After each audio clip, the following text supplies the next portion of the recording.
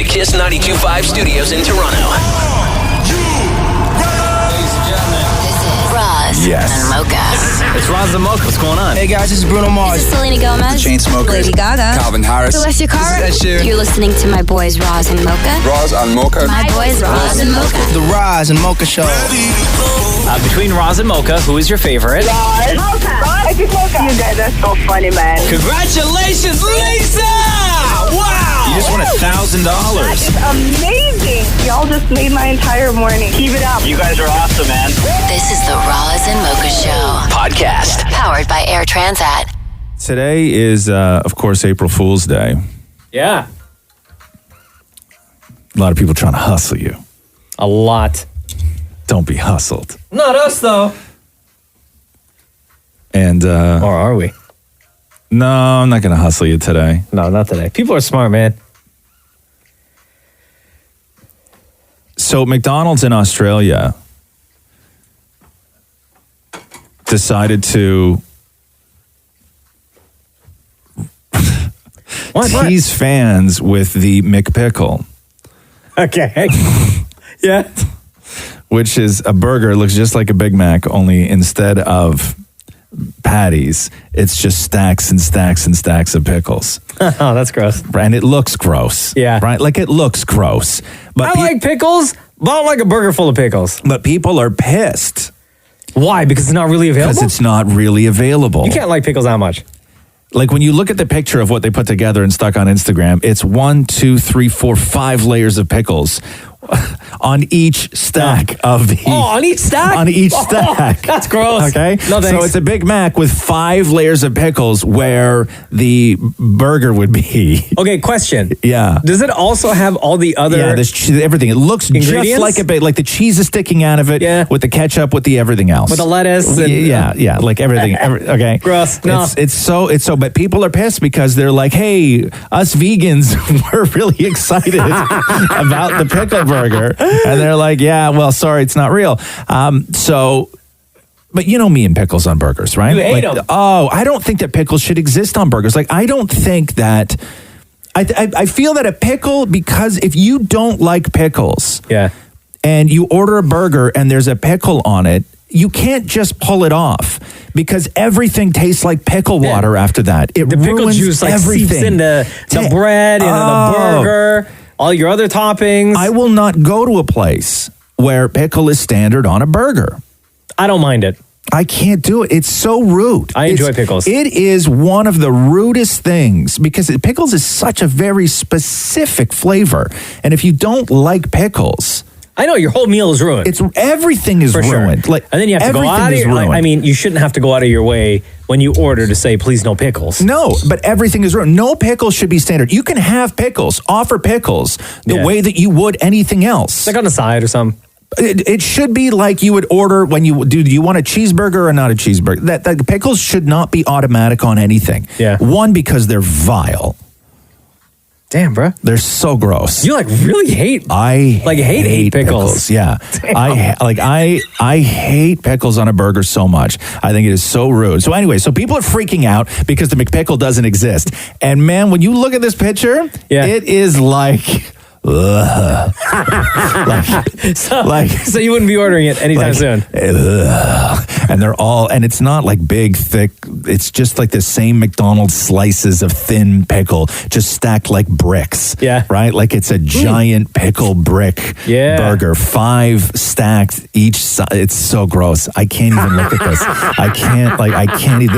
This right here is why April Fool's Day sucks. Right? It's not even real and it ruined my day. Here we go. The Roz and Mocha Show podcast. Hi, this is the Roz and Mocha Show. Who's this? It's Kevin. Kevin, how are you, man? I'm well, yourself? Good, buddy. What's going on? I just want to disagree with Roz with the whole pickle fiasco on burgers. I believe pickles have a place for burgers. No. Just by saying no doesn't make it true. Well, why not? It's a preference for yourself, but everywhere you go, pickles are offered with burgers. If they weren't paired with burgers, they never would be associated with them. No. But what I'm saying is that the assumption that all people love pickles is what I find offensive. People who like pickles have no concept of the idea of what a pickle does to somebody who does not like pickles. Like, it ruins everything. I hear what you're saying, because my daughters pick the pickles off their burgers, and every time I get them a burger, I never say no pickles.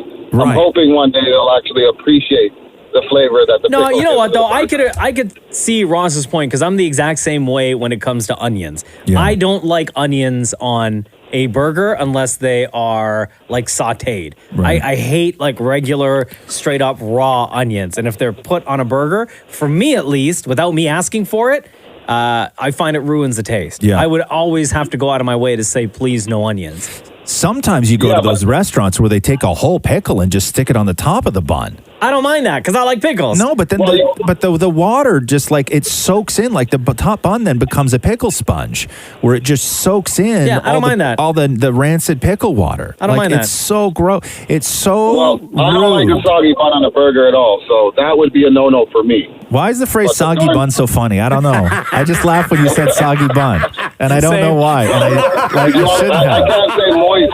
I wouldn't say moist bun. It just sounds weird. Yeah. I feel like that. There's something funny. I don't know what it is. The combination of those two words, soggy buns. Right? Like soggy buns will always just be funny to say. Don't worry, Kev. We're just like you. We don't like soggy buns. I agree. Or flat ones either. I agree. All right. Kevin, thank you for listening. The Roz and Mocha Show podcast. Can you please explain to me what the car alarm challenge is? Oh, somebody posted online. She's sitting in a chair, and she does with her voice, while chopping her neck with her hand, the sound of a car alarm. So it sounds like this. Oh, shut up. That's a woman? So she's just yelling at a high pitch, and then with her hand, slapping her neck, like where her Adam's apple Like is. karate chopping her neck. Karate chopping her neck to make that noise. Oh, snap. Maybe it only works for women because they don't have an Adam's apple. No, she's actually hitting above where her Adam's apple would be. Like she's just affecting the sound. But it's like her tone is perfect. Like she nailed the notes. Listen to this. This girl did it at an even higher pitch. Okay. Like that is a human being making that noise. That's at an even clearly a higher, Yaris. That's a Yaris. Higher pitch. Right. And then you have the ones that are like real bad. Oh wait, no, that's a good one. Jeez, that's amazing.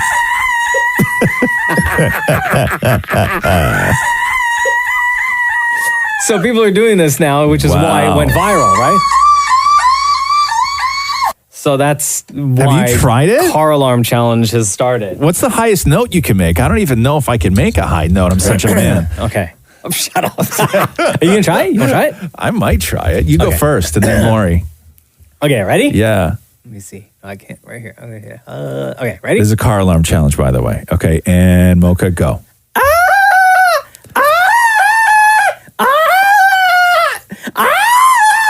No. I think you're onto it. You're onto it. Oh, let me hear the original. Yeah.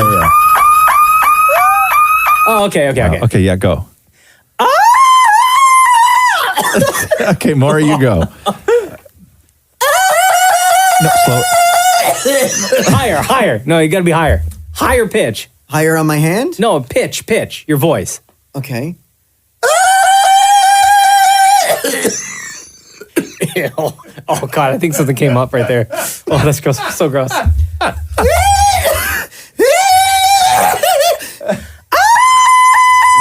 Oh, Is that you, Mocha? That was me. Shut your mouth. Yeah, Is that you or a video? No, that was me. That was you. That was me. Okay, Maury, go.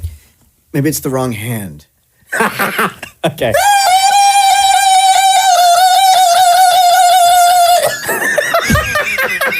I think you're hitting too hard, bro. More. I'm going to say, don't hit yourself so hard in the throat, okay? Yeah. Okay, in 3, 2, 1, go. That sounds like a Yaris. Yeah, that sounds like a Yaris. Sounds like what? A Yaris. Can you even speak now? Okay, I'm gonna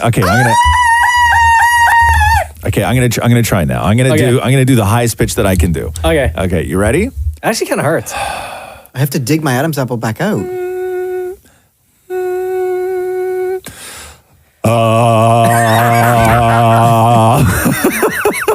Bro, you're not even trying.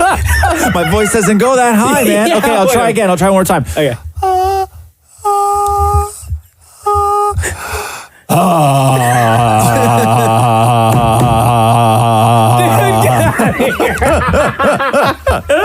Here we go. The Roz and Mocha Show podcast.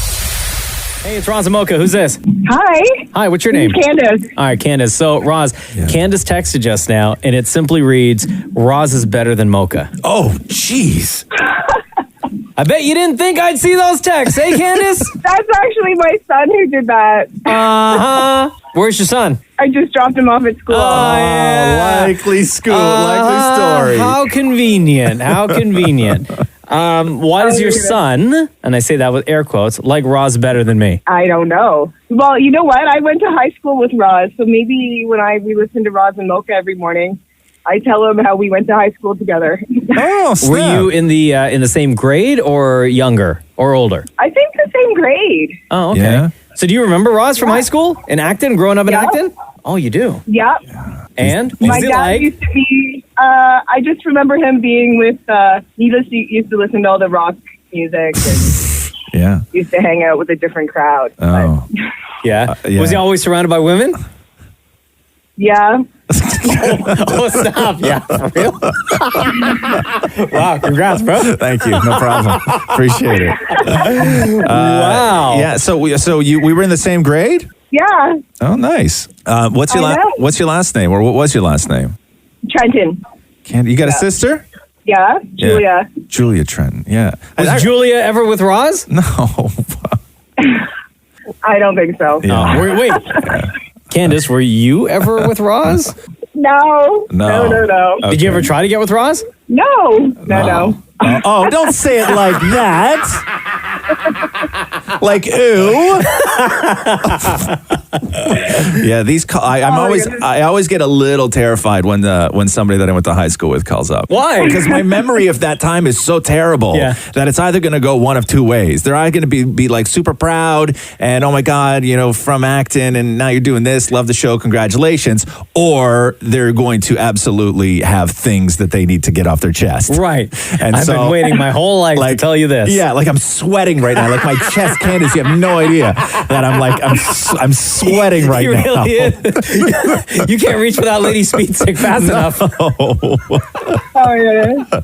Well, Candace, thank you very much for your text. Or, sorry, thank your quote-unquote son for the text. I will. Oh, my goodness. Yes, All right. And big up to you, everybody else in Acton High School, everybody I went to high school with. Y'all are great. Awesome. And to all the ladies that were surrounding Roz through his high school days. Yeah. Oh, them too. Can't forget them. Thanks, Candace. Have a good day. Bye. The Roz and Mocha Show podcast. When you use acronyms like LOL and WTF, how do you say them? Like LOL. How do you say it? Like, do you say LOL or do you say lol? I say LOL. Okay. WTF. So 55% of people say LOL. 36% of people say lol. Who? I don't know, man.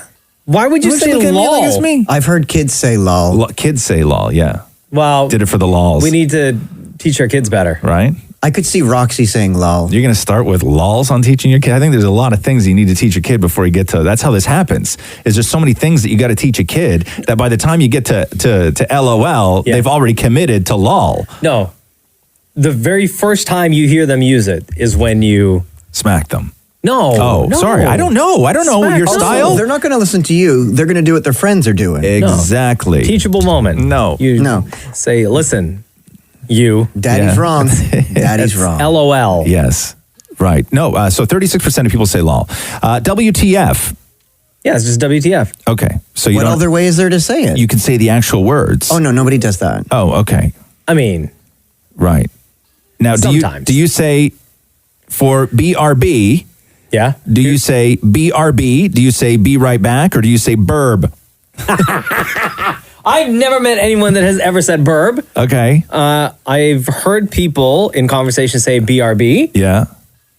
But I would say more times I've heard people say be right back. Right. Oh, going back to WTF, by the way, only 14% of people say WTF. 80% of people say what the Wow, I'm in a small percentage group. BRB. So do you say BRB, be right back, or burb?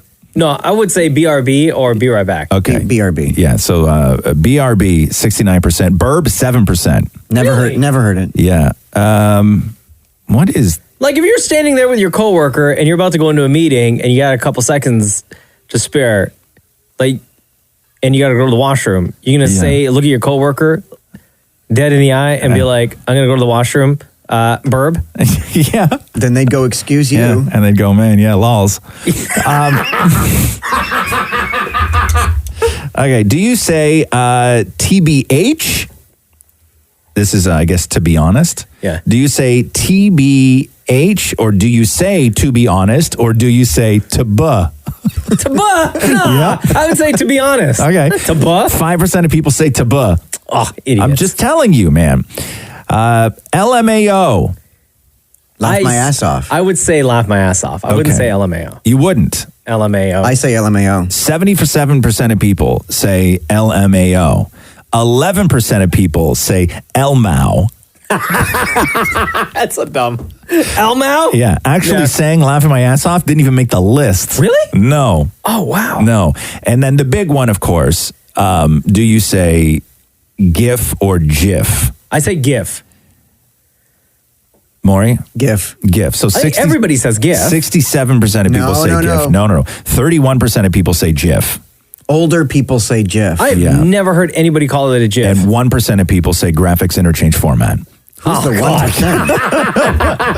Wow, that just made me lolled. The Roz and Mocha Show podcast. Hey, let's talk about Croatia with Air Transat because they are giving you, our wonderful Canadian friends, easy access to Croatia with 3 direct flights a week. Yeah, now the capital, and I hope I pronounce this right, it's Zagreb, right? Or Zagreb. It's huge cosmopolitan area. It's a city. You would love it. When we think of Croatia, I don't know if... It's so interesting. I don't know if I get one sort of visual. I don't have a great handle on a place like Croatia. I know it exists. I know people go there. I know it's beautiful. Yeah. But it's not until you start Googling pictures, until you start actually going in and taking a dive to see what Croatia's all about, where you realize that this incredibly beautiful place hasn't been on your radar. And you're like, why the hell has Croatia not been on my radar? I had always assumed that it was a place that was like freezing cold all the time. Yeah. Until I went to Instagram and just hashtag Croatia and saw beautiful blue water and sunny beaches and people having a good time. Yeah. Had no idea. And what a lot of people do is they make Croatia part of their grander sort of trip. And everybody that I've talked to who has done a multi-city or a multi-country sort of trek throughout the summer, every single person has said the trip would not have been the same had they not done Croatia. Wow. Transat has 5 packages to Croatia in addition to a la carte hotels and excursions, easy to plan trips that really let you, the traveler, discover your destination. Go to airtransat.com to book your Croatia trip today. All right. Let's take a phone call. Hi, it's Roz Mocha. What's going on? Hey, guys. How's it going? Good. How are you? Hard it is to get through to you guys. Oh, yeah. It's not easy, huh? No, not easy at all. So I was actually calling because over the weekend I saw this Snapchat about this guy that breaks a lot of world records, and one of them popped out because I know how much Maury loves to try and break world records. Yeah. Right. And it's pretty much popping balloons as fast as you can by sitting. And I believe Maury can try and break this because it doesn't involve food because I know how much Maury loves that, but it's sitting on balloons. Come on, how hard could it be? So what was the record that you saw on Snapchat? So 50 balloons in 30 seconds. 50 in 30 seconds? Wow, that sounds like a tough record to beat. I have a question. Yeah. Do you line up the balloons and you sort of squat, move over, squat, move over, squat, move over? Or is it in one chair and somehow you just keep grabbing them and putting them under your bum? Yeah, you pretty much have 1 or 2 people around you, and you just keep on sitting them, and they just keep on feeding them to you as you pop them. So you need an assistant for this. Yeah. Got it. And it was, well, you're doing it, Maury. Right, sorry. So in 30 seconds, you want this guy to sit on 50 balloons? 100%. It seems hard because you have to be a certain weight to pop a balloon. Oh, you can pop a balloon. Yeah, you believe me, you are that weight, Maury. I don't know what weight you need to be, but you're it. Guarantee you qualify. All right, so go downstairs, Maury, get a bag of balloons, and we'll come back up and try and break this world record. Okay. All right, what's your name, sir? Maury. Henry. Henry, thank you so much. Yeah, thank you guys. The Roz and Mocha Show podcast.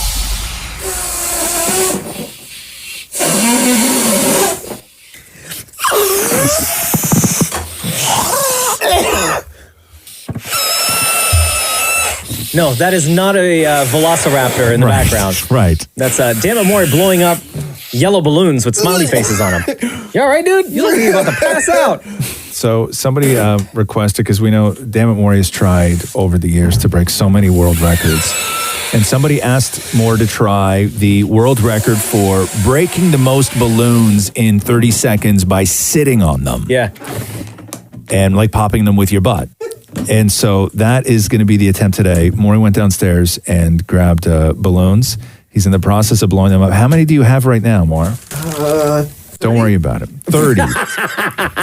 So we need 50. Yeah. Actually, no, we need 51 because the record is 50 in 30 seconds. So in order to break the record, you need at least 51.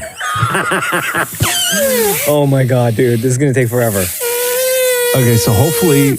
Okay, here's the thing. Maury, you got to hurry up because you have 3.5 minutes to get the rest of those balloons blown up. And we need 51. Okay, that was Maury's voice, not a balloon being deflated. That was Maury's lungs deflating. You all right? Dude, I've never seen your face that red. 5 of you. Okay, so we're going to try and break the world record for most balloons popped with your butt while sitting. The former world record is 50 balloons in 30 seconds. Give us a couple minutes. We'll come back and we're going to try and crush that record. We have to before Maury's lungs collapse. The Roz and Mocha Show podcast.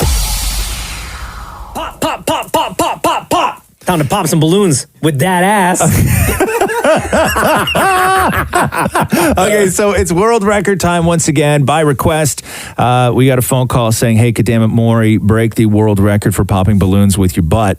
The record, I believe, is 50 balloons in 30 seconds. Yes. Now, I'm going to be here. I will be the timekeeper and hopefully try and keep track. Mocha, I'm going to need you to, if you wouldn't mind, to be the feeder. I need you to feed Maury's butt. I got to feed his butt with balloons? Yeah, if you wouldn't mind. Man. If you wouldn't mind. You got them quick arms, man. You're much faster than I am. We all have our role here. Okay, so Damn It Maury is seated on a stool, a high, hard stool, which is, I think, what you need for this. Which is the one on my phone more that gives me the stopwatch? You got to... The clock. The clock, dude.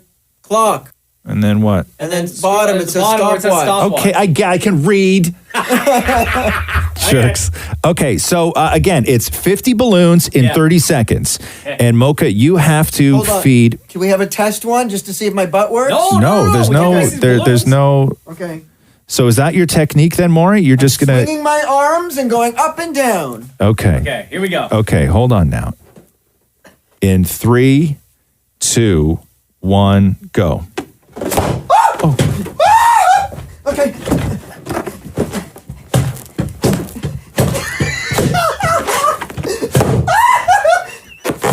My knees hurt.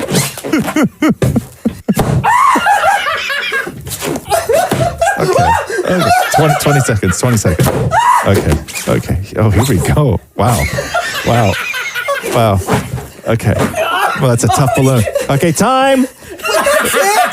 That's it? Yeah, Hold on, let me count. How many did you do? 1, 2, 3, 4, 5.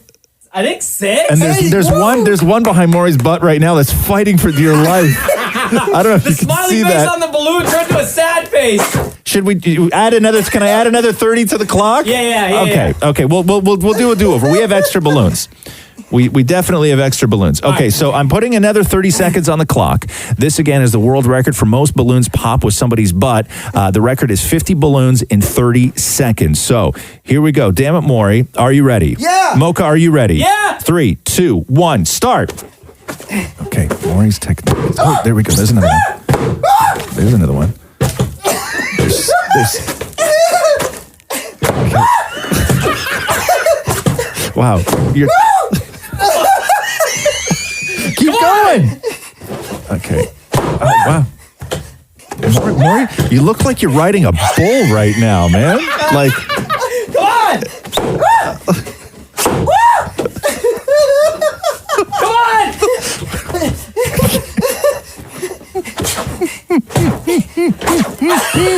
Okay, Maury just fell on the floor. Okay, that's good because that was 40 seconds. Holy hell! So the total count was around what? Not 50, right? Can we just say something? Yeah, 4. We'll just say 4. Well, there you go. We did not get the world record for most balloons popped with your butt, but how you feeling, more? Oh, I'm out of breath, and this one balloon looks like a sod face. Roz and Mocha's Fix My Life. What advice can you guys give me? Okay, so my question is... Got a problem you can't fix? Roz and Mocha got you. Yo, Amber, what's going on? It's Roz and Mocha. Hi, how are you guys? Good. Thank you for sharing your story with us and taking the time to chat, and hopefully we can come up with a solution together. Okay, Amber. I mean, I hope so. Yes. Okay, so you wrote us this. Roz and Mocha, please fix my life. I've been single for 2 years. When my ex and I broke up, I spent months chasing after him, ignoring really great men who came into my life because I was still so hung up on him, even though he started dating the girl he cheated on me with. Damn. Then 4 months ago, I met this awesome guy who was just so great, and things have been going so well. Plot twist. I just got offered a job in London, UK. Yay! So I'm struggling with what the heck to do. I know I need to tell him because that's the right thing to do, but I'm freaking out that he won't want to continue this. Plot twist 2. My ex hit me up once he found out the news and now wants back into my life. Please help. Okay. All right. Yo, Amber, okay. With plot twist number 2, with your ex wanting back in your life, yo, F that guy. Get him out of here. Okay, right? Like, that's what I'm saying. Have you been replying to his text? Be honest. Okay, yes, I have. Okay, why are you replying to his text for? Because, okay, so at first he started the conversation with, congratulations, I heard the news, because we have mutual friends, so I heard the news, blah, blah, blah. I was like, oh, okay, thanks. And then it turned into how you been, whatever. So it's not like a consistent everyday thing, but he's offered to, let's go for coffee and catch up. And I've just been, putting it off. Okay, here's the thing, though. Did he break up with that other girl that he was cheating on you with? No, they're still together. Aha. No, they're still together. And how are things? I guess you don't know, how things are between them. No, I don't know. I don't ask our mutual friends because, I don't care. Whatever. They can go and do their own thing. You don't need him. You don't need him in your life. He's trying to see if there's a chance of getting back with you because maybe this girl that he's cheated on you with isn't who he thought she was. She would have turned out to be. Yeah, right. It's not the relationship he wanted. He really wants the relationship he had with you, which was fantastic and great. And he just thought that the grass would be greener on the other side. Went, experimented with that and now wants back in your life. No, it doesn't work that way. So with plot twist number 2, forget about your ex. Okay, good. I love that affirmation because I was really struggling and I just needed an outside perspective, tell me negative. Okay, now let's talk about this UK situation and the guy you've been dating for 4 months. Okay, so I met him around Christmas time. He is such an awesome guy. So now I'm like, oh my God, what do I do? This new guy, does he tell you that he loves you? No. No. Okay, so you got not at that level. You got 2 men in your life that don't love you that you are allowing to control your decision making. Okay, well, when you see it like that, then yeah, you're right. Right? You got to do you for a little while. Like that, you got to I don't know what you're so stressed over. Also, the ex, you know what, Mocha was right. Screw that guy, and he knows you're leaving. So he knows whatever happens, he's off the hook for everything. So whether he wants to get with you one more time or whether he wants to alleviate his own guilt from cheating on you, he knows you're gone. So true. Right? That's all. Yeah. Why are you letting 2 men that don't love you ruin your life and run your stuff? I don't know. Because I'm the type, I'm always thinking of, other people, oh, how is he going to feel? He probably, You're worried about how the guy who cheated on you feels? I know. I don't know. But No, what you said makes sense. Do you. Do what's best for you and do what's best for your life. Yes. Okay. I agree with that. You're going to go off to London. You're going to find a Mr. Darcy. Yeah, I know. I hope so too. And like, I have to stop letting me caring about everybody else, I think, just like ruin my decisions. Yeah. And because I know for now, like my heart tells me if I don't go, like I'll regret it. So then do exactly that. If that is what is inside of you right now that's telling you and pushing you to take this job in the UK, then you need to do that for yourself. And don't worry about these other dudes. All right? I agree. Thank you so much, guys. Of course. I really You're gonna do needed this? that outside perspective. Yes, And you're gonna kill it in the UK. Yes. And you are gonna have fun and you're gonna live your life. I know. You're gonna come back home and you're gonna have stories to tell and you're gonna have life experience and you're just gonna be amazing. And I'm gonna tell you guys how much of a great decision it was when I come back. Of course you are. Of course you are. But realistically, we know what's going to happen. You're going to go to London and you're going to do all this stuff all over again with 2 other dudes. No! Yeah, don't be calling us long distance, girl. Okay, I won't. We love you. Take care, Amber. Okay, thanks, guys. Bye. Roz and Mocha's Fix My Life. Only on Kiss. You can legally get weed at actual stores today. Yeah. A couple of them opening up around the GTA. So that's guanin'. I'm always skeptical, though, when anybody does anything big on April Fool's Day. I'm like, is it really going to open or are you going to walk in and it's just going to be like full of balloons and stuff? You know? Like the honey pot on Queen? Like you walk in and it's legit just full of all honey pots? Yeah. So all these people that have been waiting outside all morning. I'm like, oh man, I really wanted that sour diesel though. I don't think it's fun to play jokes on stoners, though. It's easy. Yeah, no, it is. It is easy. It's too but easy. I think it's that's the too- problem. Yeah. McDonald's Canada just put out their April Fool's. What was theirs? The single McNugget. Like it's finally, you've been asking for Like it. a It's finally single-serving here. McNugget? But it comes in a box where it just has the number 1 McNugget. And it's like you order the single McNugget. Because sometimes all you want is just one? Yeah, that's actually what they said. I know, the campaign writes itself, really. No, true. God, I wonder if that would be, because I know, so McDonald's, McDonald's in Australia did the McPickle burger. McDonald's in Canada, is that where that was? They That's did right. the single McNugget. And WestJet did the Fly Festival instead of the Fire Festival. Oh, God.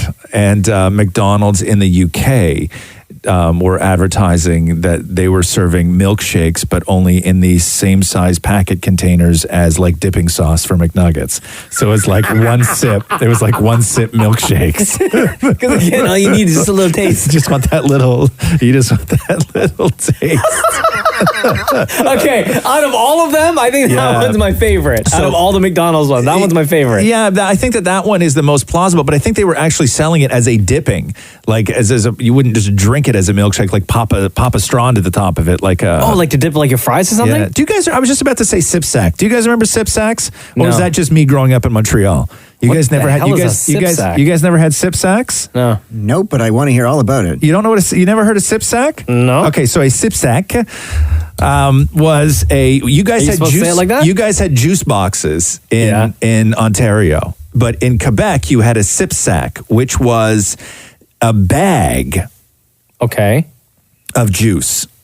A bag? It was a bag of juice that was sealed on all 4 sides. Like a milk bag? We have that now. Imagine, take a milk bag and cut it in half. Okay. Right? So it's like a little bladder.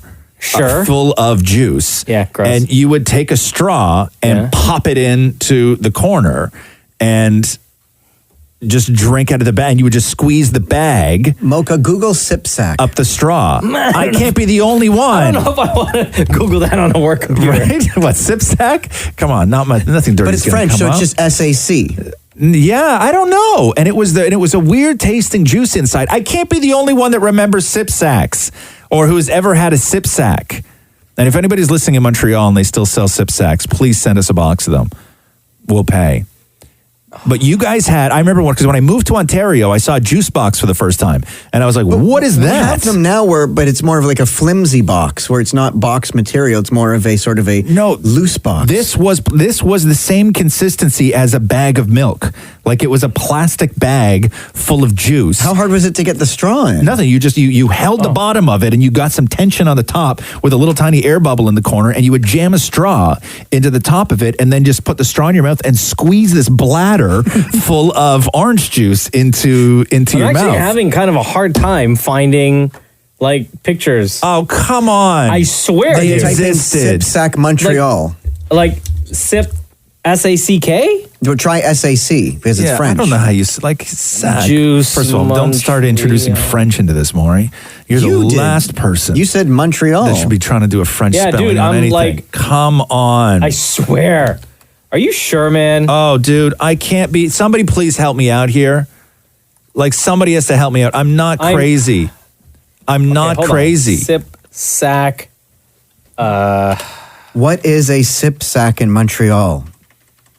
That's a dangerous thing to do without knowing what the outcome's going to be more. What is a sip sack in Montreal? Traditional Turkish plate. No, it's not a traditional Turkish plate. It was juice. Help me out here, somebody. Somebody had to have grown up in Montreal that lives in the city. For real. This is nuts. Midtown East, the inflation. No, it's not. It was a bag of juice. Hold on. Somebody just sent us the link. Let me see. Okay. Yes. Thank you. 925-555, by the way. I appreciate it all. Hold on. Yeah, I can't be alone in this. Oh. I really can't. What the hell is this? What, they send you something awful? Sip What, they send you like ISIS or something? What link they send you? Copy. Oh my God, it's such a process, these computers. It is. It really is. Listen, all I'm saying is I'm not crazy. When I was a kid in Montreal, okay, No, this is like, I don't even know what this is. there were things called sip sacks, and it was bags of juice. Like it was a plastic bag sealed on all four sides of juice. Okay, somebody just cleared it up for me. Okay, and said what? They just said we had Capri Sun. It was like the sip sack, but here in Toronto. I understand now. You do? Yeah, because I know what Capri Sun is. What is Capri Sun then? It's like just juice in a bag. Oh. Then why'd you look at me like I was a crazy person when I said sip sack? Because I forgot Capri Sun. Hold on, wait. No, different, completely different. Oh, so that's not even it? No, Maury just showed completely, the, picture of Capri Sun. Completely different. I'm talking, okay, a milk bag. That consistency of plastic. Yes. Cut the milk bag in half. That's the size you get. Yes. And it's full and round. It's like a round bag of juice. Not like a bottom with a proper thing to stick a straw in. You had to like find an area and not jam your hand with a straw while trying to get it into a sip sack. Oh. Yeah. How old are you? Shut up. Hey, Kiss, it's Roz Mocha. Roz isn't crazy. We have those in Ontario. I had them in middle school. They used to come in chocolate milk and white milk. We'd be able to order them, and they would come in into like a mini-sized version of the milk bag and you just stick a straw in it and drink from it. Yeah. Really? Yeah. How do I not remember these things? I'm sitting here trying to Google everything. I just Googled Montreal juice bag. Yeah. Yeah, like they're in Ontario too. So Really? They were? Yeah, because I never saw them when I moved here. It was only when I was living in Montreal. Well, according to all kid. the texts that we're getting at 925-555, like everybody except for me remembers what these sip sacks were. Would it be like sticking a straw into an IV bag? Yeah, but only imagine an IV bag, but puffed right up, right? Like a full of like a pillow. Yeah, right? Yes. No, you know what it looked like? It looked like a water wing. You know the water wings that kids wear? That's sort of what it looked like. Like puffy and round, like a bag, but only with juice. You know what? A breast implant. You ever held a breast implant? Nope. Oh. The Roz and Mocha Show podcast. Oh, God. Did you just troll me? I was anticipating something really awesome. Not that this isn't awesome. That's what she said. Joey said. All right. Why are we listening to Nickelback right now? Not that we're the only people in the world listening to Nickelback right now, but why are we listening to Nickelback right now? The second floor is on sneaking out. And this is where I went to school. Okay, are you going to make a point? Things to do. Or are you gonna use, okay. I want to get to the part where he says Kim's the first girl I kissed. Okay. Sometimes. Come on, get to the part where you say Kim's the first girl I kissed. I think it's right here.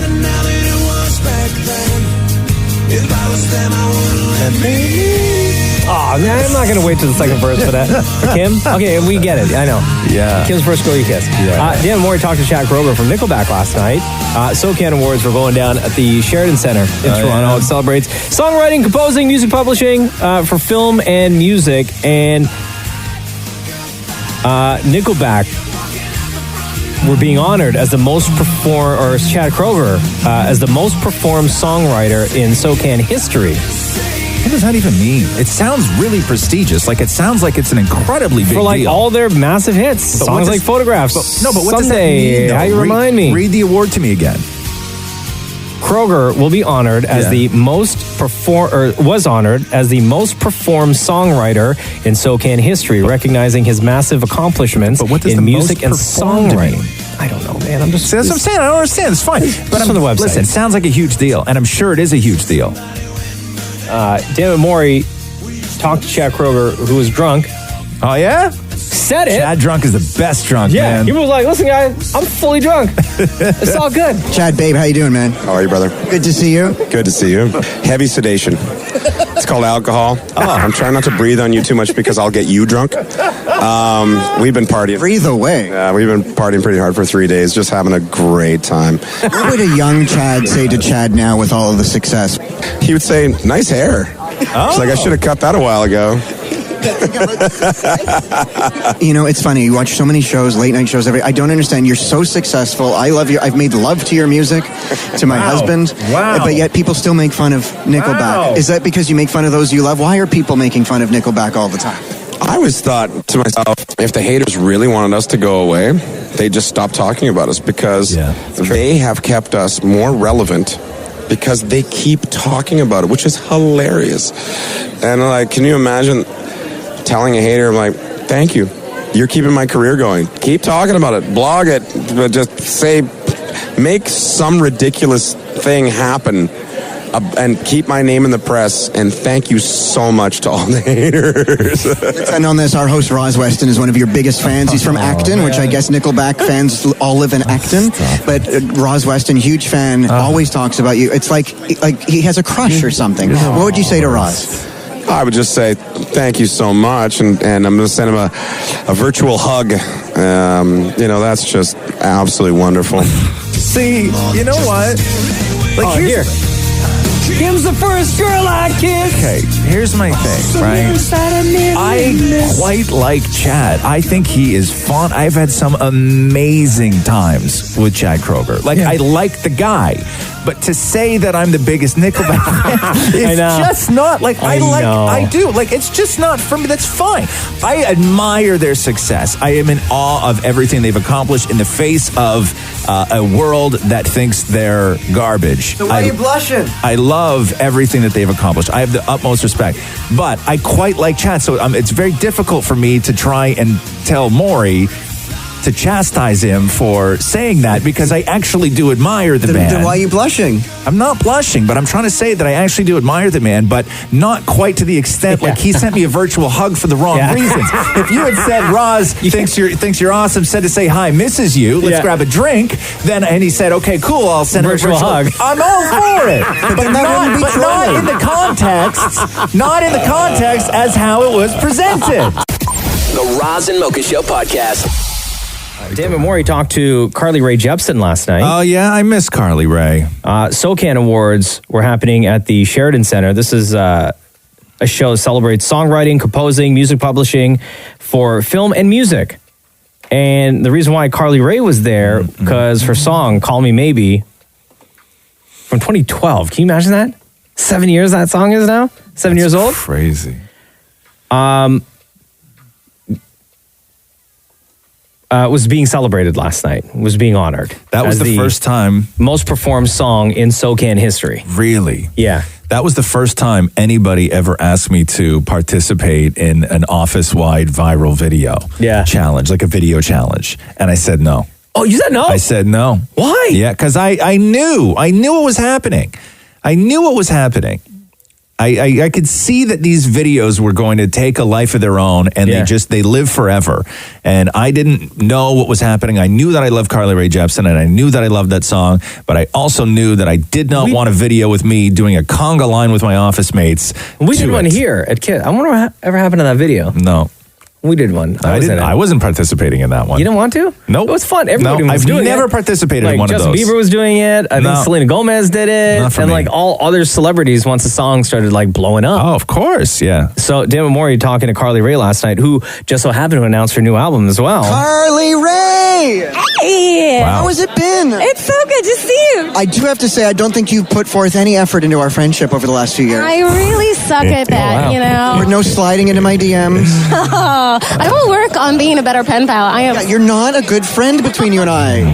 Oh, I'm sorry. But I've been looking forward to this moment for so long. And earlier today, you announced a new album called Dedicated. So you left that last part blank. Who it's to? Who is it to? I think it's to the fans in general. I think it's to the idea of dedicated love. In general, this has taken me the larger part of 2.5 years, 3 years. Yeah, so it's been a passion project. Now, you are a gay role model, and as a gay man myself, I'm not sure why I love it, but I'm hoping you can tell me why you're a gay role model. I feel lucky for the honor of that title, but I wouldn't be able to answer it myself. I will say that when we get to play at any Pride Festival, it is the most fun I ever have ever. You should just say you're freaking fabulous. Oh yeah. No, I'm too Canadian. I don't know how to say that. Repeat after me. I'm freaking fabulous. I can't. See, my fabulous, darling. Fabulous, darling. Now, with Dedicated, when it was announced on your Twitter, who was the first person to message you saying congratulations? My boyfriend texted me to be like, I just pre-ordered your album. And I was like, oh, that's cute. I think. That is absolutely awesome. And, you know, being honored here at the SOCAN Awards with Call Me Maybe, do you ever, when that song still comes on now, we all love it, but what do you, when you hear that song still, what do you hear?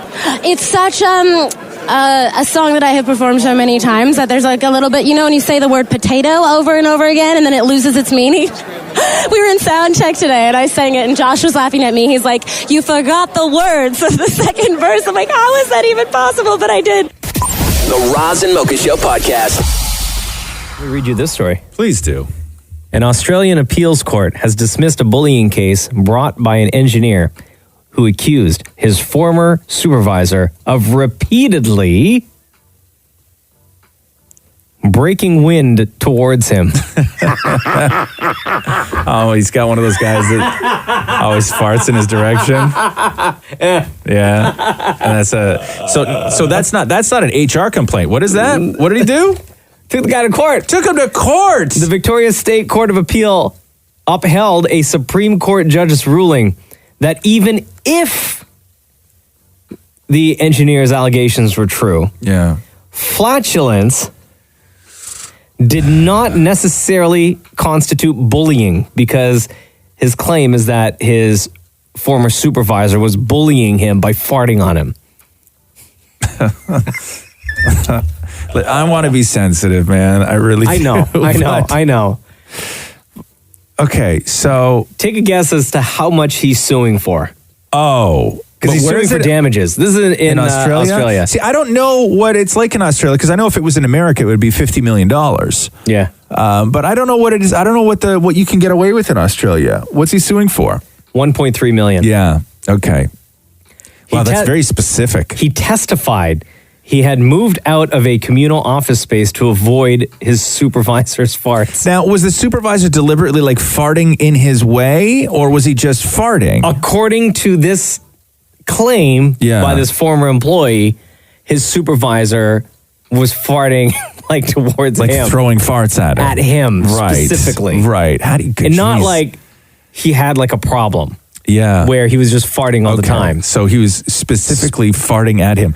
Like, you would imagine that somebody then would have to get up out of their desk and out of their cubicle to go around to specifically fart in somebody else's cubicle. Like, what I imagine happening is they all have these cubicles, and he would get up out of his cubicle, slowly walk past the other guy's cubicle, turn real quick, put his butt in the little opening of the cubicle, and just blast the fart, and then just continue on his way.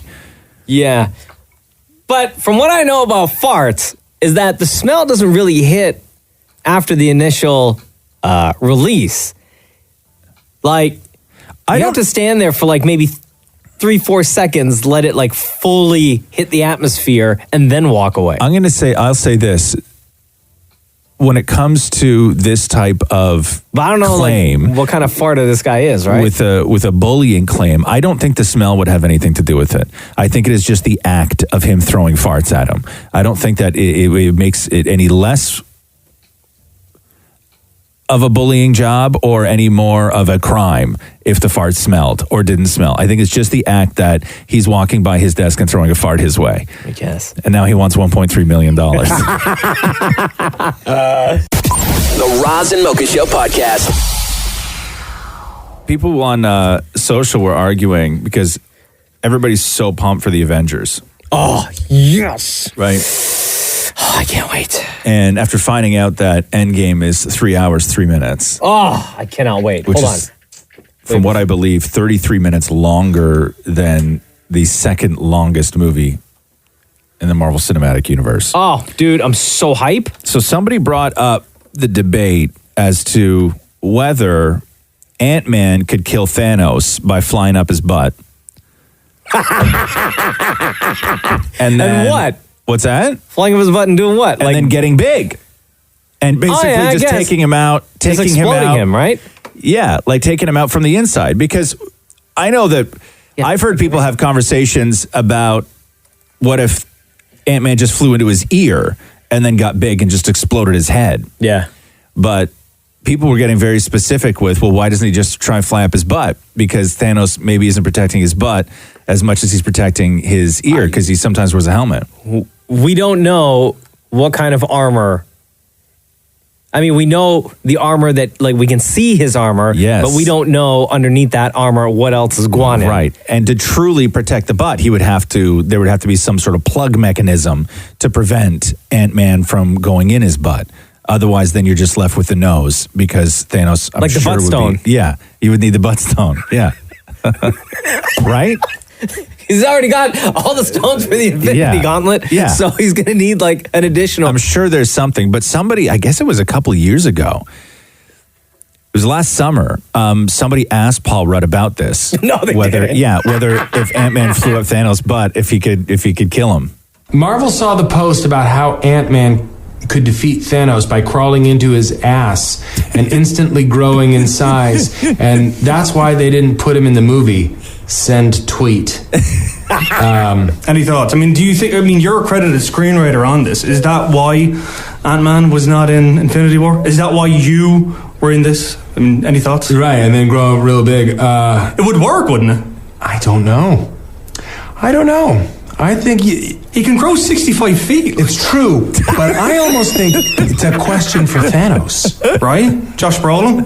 Yeah, or the character, because if there's one thing we learned from Infinity War is that Thanos could take a lot of punishment, right? And so, you know, yeah. Now my mind is racing. Now the probability gauntlet and right. I mean, yeah, you gotta wonder, like you do. Can I tell you? Is that it really sounds like Paul Rudd is trying to not say something in that. Like, he doesn't sound flustered as if he has no answer and finds the whole thing ridiculous. It he sounds sounds like flustered because he knows something. Because he knows something. Like you have to imagine that Tony Stark or somebody else in this movie is going to suggest that Ant-Man fly up Thanos' butt and then grow 65 feet. Somebody will suggest that. Because why wouldn't you? Of course you would. I think out of all the characters, it would be Tony Stark that would bring that up. Because it's just such a dumb thing to say. But Paul Rudd in that clip did not sound like he had no idea what he was talking about. It sounded like he was hiding something. Could Ant-Man go up Thanos' butt and then grow to 65 feet? Bro, if that's how Endgame actually ends, I'll be so pissed. The Roz and Mocha Show podcast. Hey, I watched the greatest documentary, maybe the greatest documentary I've ever seen in my life. Oh, on Netflix? Yeah. The Flat Earth one? No. Oh. It's called Cocaine Island. Cocaine Island? Yeah. When did that come out? I don't know, the other day or something. It is like, I'm a huge fan of documentaries, and especially those drug ones. Yeah, and I like documentaries, where you learn something about people or a situation or a part of the world that you maybe didn't even know existed.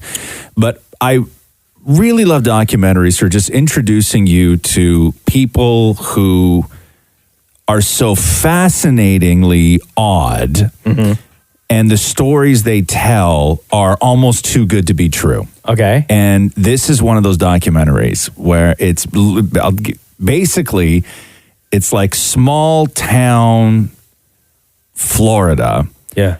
And within this small town, as a lot of small towns do, there's like folklore of like the town stories kind of thing. Sure. And they had this old guy in this town who for years, 20 whatever odd years, told this story about this one time that he was in Puerto Rico on a tiny little island where a giant bag of cocaine washed up on shore. Okay. And he didn't know what to do with it, so he buried it on this tiny little island just off Puerto Rico. Yeah. And then he went back to the States and just lived a life. And he had just been telling this story forever. And it was just what the town did. They just told this story. This crazy old guy. But what, had this nobody story. knew if it was like... Nah, nobody real or really not? knew. No. Okay. Until two guys in this town decided to go dig it up and look for it. Oh, yeah? Right? And so it's a story of, and one of the guys is like, he's a contractor, like he owns a construction company, like not a drug guy. Sure. But just saw an opportunity. And then the guy that he's with is a character so like bizarre that you think that he's fictional. Like you think you're being hustled when you're watching this documentary because this one guy's so weird. Yeah. And it's the story of these two guys going to look for this cocaine on this island, which is worth $2 million. But to do what? Like bring it back home Who and knows, like right? sell it? Yeah. You got to figure out a way. Yeah. If they're not in the drug game, how do they know? Thank you. What to do with all that coke? Thank you. So what makes this documentary, and if you're into documentaries, it makes this documentary awesome, is that oftentimes in documentaries, they have the subject of the documentary just narrating the story. Yeah. And then they will either go to archival footage or they'll do whatever, or they'll do reenactments.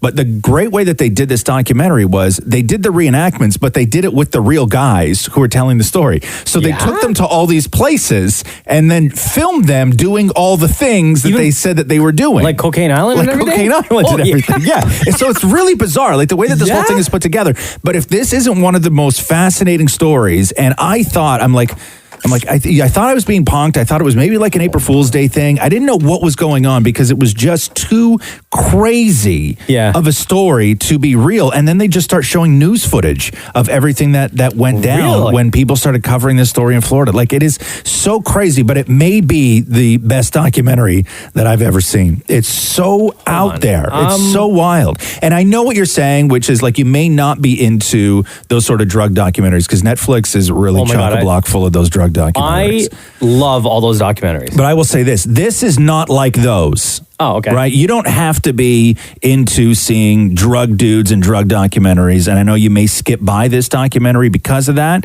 but this is not that. Is it called The Legend of Cocaine Island? Yeah. Okay. I'm adding this to my list right now. I'm telling you, right? Like, take my advice on this and watch Cocaine Island tonight on Netflix and report back because it is so crazy and so enjoyable. But again, you don't have to be into all those drug documentaries. Like there's no killing in it. There's none of that stuff in it, right? There's like a lot of drug documentaries. Dude, on Netflix. I know. Now that I'm just scrolling, there's a lot. I know. That's why Catherine won't even go onto my Netflix profile. She's like, your profile's ruined. It's all murder and drugs. You almost have to hit like a hard reset. I know. The Roz and Mocha Show podcast. Did you hear Chris Rock at the NAACP Image Awards on the weekend take shots at Jussie Smollett? No. Really? Yeah. It's funny. No. It's funny. Really? Well, because Chris Rock is hysterical, right? Oh, for sure. And the story was that after the charges were dropped, he jumped on a plane to LA. And a lot of people had said that he may show up at the NAACP Image Awards.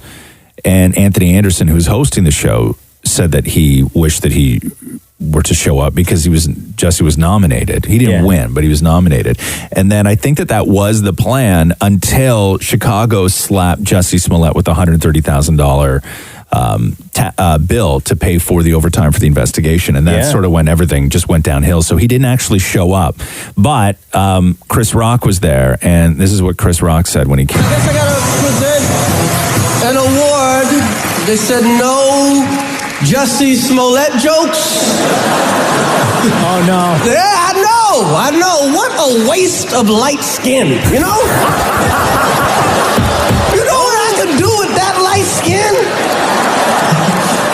That curly hair, my career would be out of here. Running Hollywood. Yes, no, just...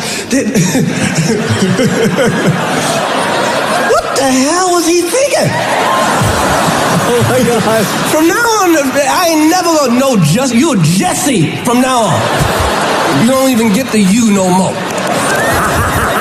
Oh my God, this is so funny. That you is respect. You ain't getting no respect from me. Good for you, Chris Rock. I love it. The Roz and Mocha Show podcast. I have one of those friend moments happening right now. Okay. You know when you ask a friend, hey, if I ever had this, would you ever tell me? And then they're like, yeah, cool, no problem. Right? And I wanted to do a smile for me for 1 second, Mocha. You have like the biggest, don't pull it out.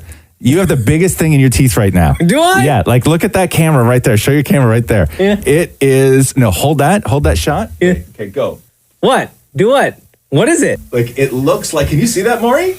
It kind of looks like, oh, yeah, now that you turn this way. What is it? I don't know what it is. It's not spinach, it's darker. No, like is it like here? No, other one. Don't touch it. Other one. This one? Yeah. But leave it. It looks like it's so big, it looks like you have like a tooth cap. Oh, yeah? Yeah. Like you. Well, I was eating yogurt with like berries and what else did I have this morning with it? I don't know. Like chia seeds or something? I don't know. No, it looks like carpet. It's so big. I think it's blueberry skin. What is that? Hold on. You found it? Oh, yeah, maybe it's blueberry skin. You're right. Could be. Okay. Yeah, blueberry skin.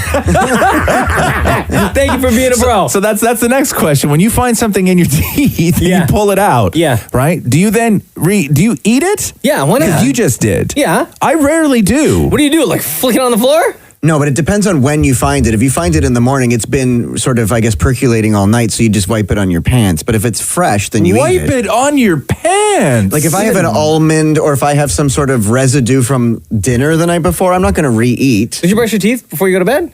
Sometimes I don't. Oh. Like if you're too tired and you just stumble to bed. No, I eat it. I don't care. Even the next day? Sure, why not? It's not going to kill you. No, but it's been sort of breathing. So what? Oh, that's nasty. Breathing. Like breath has been going in and out, and it sort of creates this That's sort how of... breathing works. No, but you inhale and then you exhale. Anyway, I thought I would be a bro and appreciate help that. you out, but Thank you. But man, that was some large Let me ask you stuff. this. If you then find it, do you think who was it that didn't tell you, and are you then mad at that person all day that didn't tell you? No. He ate it 5 minutes before we got in the room today. Yeah. He was alone. That's fine. Right. But yes, I'm happy to help you out with that and Thank you. and be a bro. I'll clean. But bro, that was like, it looked like that was enough food. Now Roz is going to spend the whole day being the hero. Roz and Mocha's Fix My Life. What advice can you guys give me? Okay, so my question is... Got a problem you can't fix? Roz and Mocha got you. Welcome to Roz and Mocha's Fix My Life. Hello, Ashley. Hey, how's it going? Good. How are you today? Good. All right, let's try to get through this together. Here's what you wrote to us, Ashley. My friend is having an issue with this girl. It's his ex now, but she's still trying to string him along. You go on to say that she didn't want him and she never wanted things to get serious, but when they were both on the same page, but they would be together and then she would talk about getting married and having kids. Your friend assumed that she wanted more, and as a result, he thought that he should care more about the relationship and how it evolved and then got more serious. Well, he thought, and now he's confused and upset. And then should this be the end? So you're saying that you have a friend, so you're coming to us for advice for your friend? Correct. And your friend has a girl that's not into him. Yeah, like she is into him, and then she would talk about having kids and getting married, so he assumed this was getting serious. So he started to care more, start showing more affection. And then next thing you know, she was like, this is too much for me. Like, I can't do this, and broke up with him. Now, when she said that she wanted to get married and have kids, Yeah. like in general or with him specifically? Like with him specifically. How old are they? They're 27. And what? Like he started like putting more into the relationship. She got freaked out and bounced. Yeah. And what's happening now? She's still in his life and wants to be in a relationship? Kind of, yeah, because like they work together, right? So they see each other on a regular basis. Oh boy. So then he would see her, and so he decided, okay, well, you don't want this. You obviously got scared when I showed you more feelings, so maybe I should be cold towards you. And when he did that, she got upset and she cried about it. And she's like, and she told his mutual friend, so-and-so's being like this towards me, like what the hell? Well, that's tough. that's reason number one that you that's hard to do is messing around with somebody and getting into a relationship with somebody that you work directly with on a daily basis. It just changes so much of your life. Yeah. Not that people have not had successful relationships that started in an office. That's totally fine. But when you have to see somebody and you're dealing with somebody that much, that's one, how relationships happen. But two, it's really difficult to maintain your level of interest and professionalism in your job when you're also dealing with somebody who's putting you through hell in a relationship. Yeah. It's just not easy. There's no easy way to navigate through that. It sounds like this is a classic story of just somebody who doesn't know what the hell they want and understands fully that they can manipulate using emotion and understands fully that this guy is at their beck and call, so it doesn't matter what they say or how they feel. Yeah.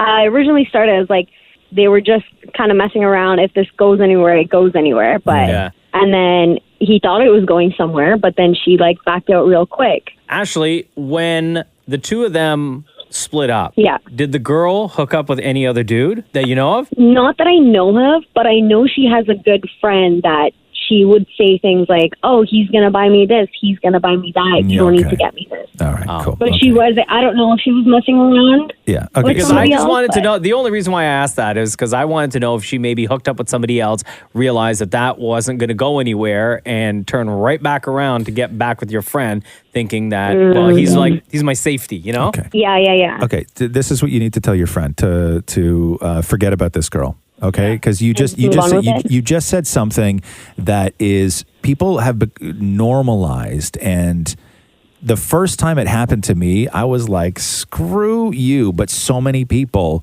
get competitive over it, and that is if you are, and I'm going to use this with a guy in a relationship with a girl. Okay, but it can work for any relationship. If you're a guy and you're in a relationship with a girl, and she says something, she wants something, she wants to go somewhere, she needs something done, whatever it is. And so she goes to her, quote, boyfriend and asks for that thing or asks to go to that place or whatever it is. And if the answer is no, for whatever reason, if they turn around and say, don't worry, I have another guy that'll do that for me, get them out of your life. Yeah. That is like next level manipulation and just crappiness. Like you're a bad person when you start doing stuff like that. And to me, she just sounds like she's not a great person. Yeah. Yo, do you have feelings for this friend of yours, this guy? What? Me? Yeah. No. Okay. Because there's just no way. I have my own boyfriend and my own problems. Okay. All right, part 2, FML. What's going on in your life, Ashley? I'm just kidding. I'm kidding. I hope we help provide you with some answers. You did, and I hope he listens to this so he knows what's up, you know? He needs to hear it from someone else, too. Yeah. Thank you, Ashley. All right, thanks, guys. I love you guys. Love you too. Talk to you next week about your own relationship. Okay, I'll keep you posted. All right. See ya. Okay, bye. Roz and Mocha's Fix My Life, only on Kiss. I watched Highwaymen last night on Netflix. Highwaymen? Yeah. Which one's that? Bonnie and Clyde. Like the real Bonnie and Clyde? Yeah, with Woody Harrelson and Kevin Costner. Wait, hold on. What? So they actually made a show or it's a movie? Yeah. So Woody Harrelson and Kevin Costner Which one plays Bonnie? No. They play two cops that are trying to hunt down Bonnie and Clyde. Oh. Bonnie and Clyde is like 1930s gangsters and whatever. They were like the sort of first famous duo where the public kind of embraced their gangsterism and supported them. Like they'd roll into town and boyfriend, girlfriend, or husband and wife? Boyfriend, girlfriend. Oh, okay. Where they'd roll into town and like teenagers would run up to their car and scream like they were Elvis or something. Yeah. And then the cops were on their tail, but they were brutal. And this is like rob banks and stuff. Kill cops and rob banks. That's what they used to do. And it was great. I love Woody Harrelson and I love Kevin Costner, but movies now are, and I don't want to sound like the old guy here. Here we go. You usually do. Okay, but 2:12 is too long for a movie. 2:12? 2 hours and 12 minutes? No, it's It's not. too long for a movie.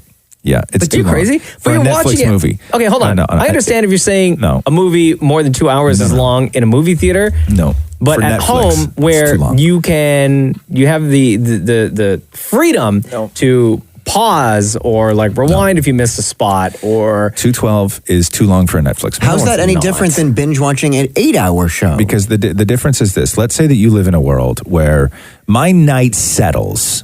Right? From working the 2 jobs, going home, dinner, kid time, everything else. My life settles at 9.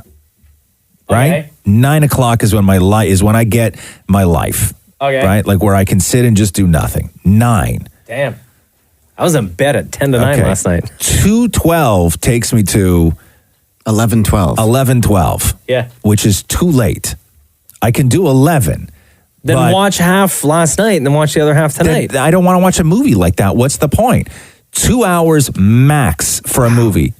You're complaining about 12 minutes? Yeah. Because you know what happened last night? Tell me. Fell asleep at 11, missed the last 12 minutes of the movie. Woke up, Bonnie and Clyde were dead. Okay, but spoiler alert. Yeah.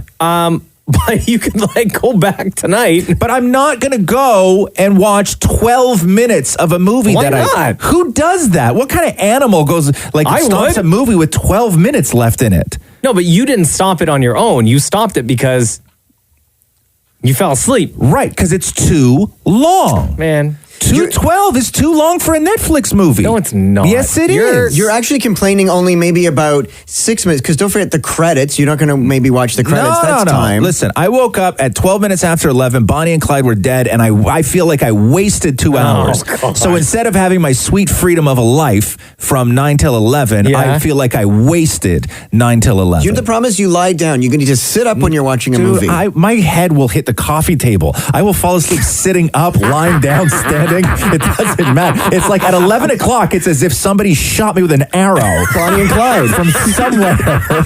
Like a dart from a blowgun. I just die at 11. The Roz and Mocha Show podcast. So I thought this was a goof yesterday. I thought it was April Fool's when the story came out that they were going to change the license plate slogan on Ontario plates from yours to discover to open for business. Oh, that's so dumb. I didn't even click the story. Because you were like, this is so stupid. It's got to be an April Fool's Day I joke. thought that this was a really poor attempt from Doug Ford at some sort of April Fool's Day goof. Yeah, he should have waited to make that announcement today. And so it's undecided yet. So they are changing the slogan on license plates. That we know for sure. But why are they? I don't know. Is there a need? Like, has there been... I don't know. Vanity. We all, listen. Public uproar? This is the ultimate vanity plate. So, you know when you see somebody that has something fairly obnoxious written on their license plate, right? Yeah. You sort of roll their eyes and you start judging the person. What Doug Ford is deciding to do is the ultimate vanity license plate. He wants his idea on everybody's license plate, not just his own. No. Right? Like he can have Super Doug or whatever the hell he has on his car. I don't know what he has. Super right? Doug. Doug rules with 2 Z's, right? I don't know what he has. I'm assuming it's something like that, right? Doug for life. Yeah, Doug. It's like the number 4. Yeah. Yeah, Dougie with like all E's at the end of it. Right? I'm sure he has something like that. He has to. It's the narcissistic way to do things. And so this is the ultimate play for the ultimate vanity license plate, which he wants his ideas now on, not just on his plate, but on everybody's plate. Stupid. I still remember when it was Keep It Beautiful. Do you remember those? No. Am I crazy about that? That's what it used to say, right? Keep It Beautiful? Yeah, because it's been yours to discover since I think like the 80s or something like that. But I remember, long as I can remember. But I remember seeing plates that was Ontario Keep It Beautiful, which I thought was quite preachy at the time. But anyway. But now it's open for business? Well, they don't know. It hasn't officially been announced that it's going to be open for business. That. Now they want it to, Doug Ford wants it to read open for business. That's how the story goes. Whether that's where they land, I don't know. But either way, The ultimate vanity plate, courtesy of Doug Ford, is coming to all of our cars once you get a new license plate. No, so I'm not down with that. What did you do, damn it, Maureen? You talked to the people? I wanted to know if it was up to you, since we don't like open for business, what should it be? Right, okay. Well, we got to change it, so what's it going to be? All other provinces should suck it. Yeah, well, we are the best province. All right, what are you changing it to? Ontario. Smoke it if you got it. Okay, it's up to you. What are we changing it to? Built on lies. Oh, relevant, right? Wow. Zing. Okay, so you have the deciding vote. What are we changing it to? Streetcar free or die. Wow. We have to change the plates. What are we going to say instead of open for business? It's got to be MAGA. Make Ontario great again. Wow. I would go with nice hair, though. Just because of Trudeau, everyone just comment about his hair. He's a good-looking guy. I think that would work. Yeah. What is your suggestion? Bring a jacket. That's just what Kawhi said, right? So at least this way, it really shows that we want him here. Here we go. The Roz and Mocha Show podcast. Acta Tropica is a journal on infectious diseases that covers public health sciences and biomedical research. And they recently did a study talking about mosquitoes. Okay. And if there are things that you can do, which we all look for these answers, when it's summer and you're out, what can you do to make the mosquitoes not want to bite you? There's bug spray, right? There's bug spray. Citronella candles. There's citronella candles. There's a lot of things, but maybe you don't want to put chemicals on your body.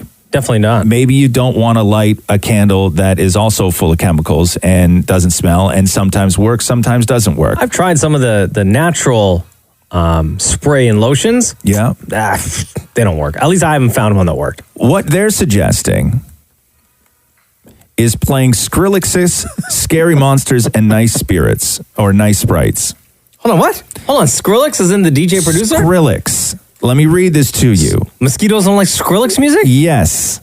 Let me read this to you. So if they say that you play that on full blast at your next party, or I guess when you're outside doing whatever, this, according to Acta Tropica, finds that the track's extreme high and low frequencies disrupts mosquitoes' desires to feed and mate. In fact, researchers found that female mosquitoes, these are the ones that bite you, were entertained by Skrillex. And the occurrence of blood-feeding activity was lower when the music was being played. Because they're too busy dancing. Noting that the female mosquitoes attacked humans later and far less often than the control group of mosquitoes in the Skrillex-free environment. So they're saying Skrillex is the key to not getting bit by a mosquito while you're outside in the summer. But this particular song. This particular song. Uh-oh, the loud part's coming.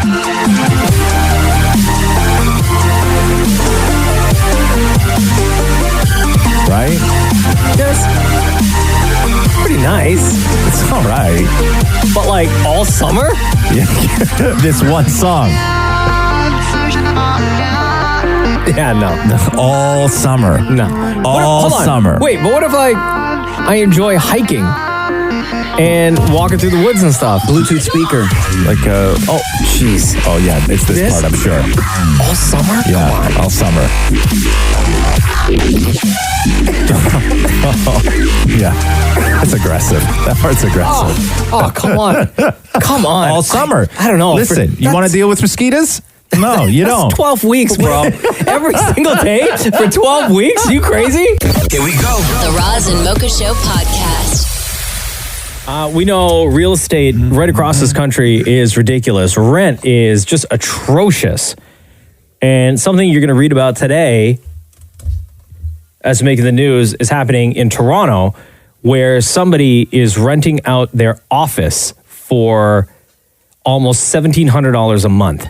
What do you mean their office? Their actual office in downtown Toronto, the place that they work at, between the hours of 11:30 a.m. and 5:30 p.m. Okay. They're renting out this office. It's fully furnished as an office would be, with a desk and a computer and filing cabinets and a little meeting table with, I believe, like 4 or 5 chairs around it. It's a decent sized office. Also included in the office, you have access to that building's facilities. So the pool.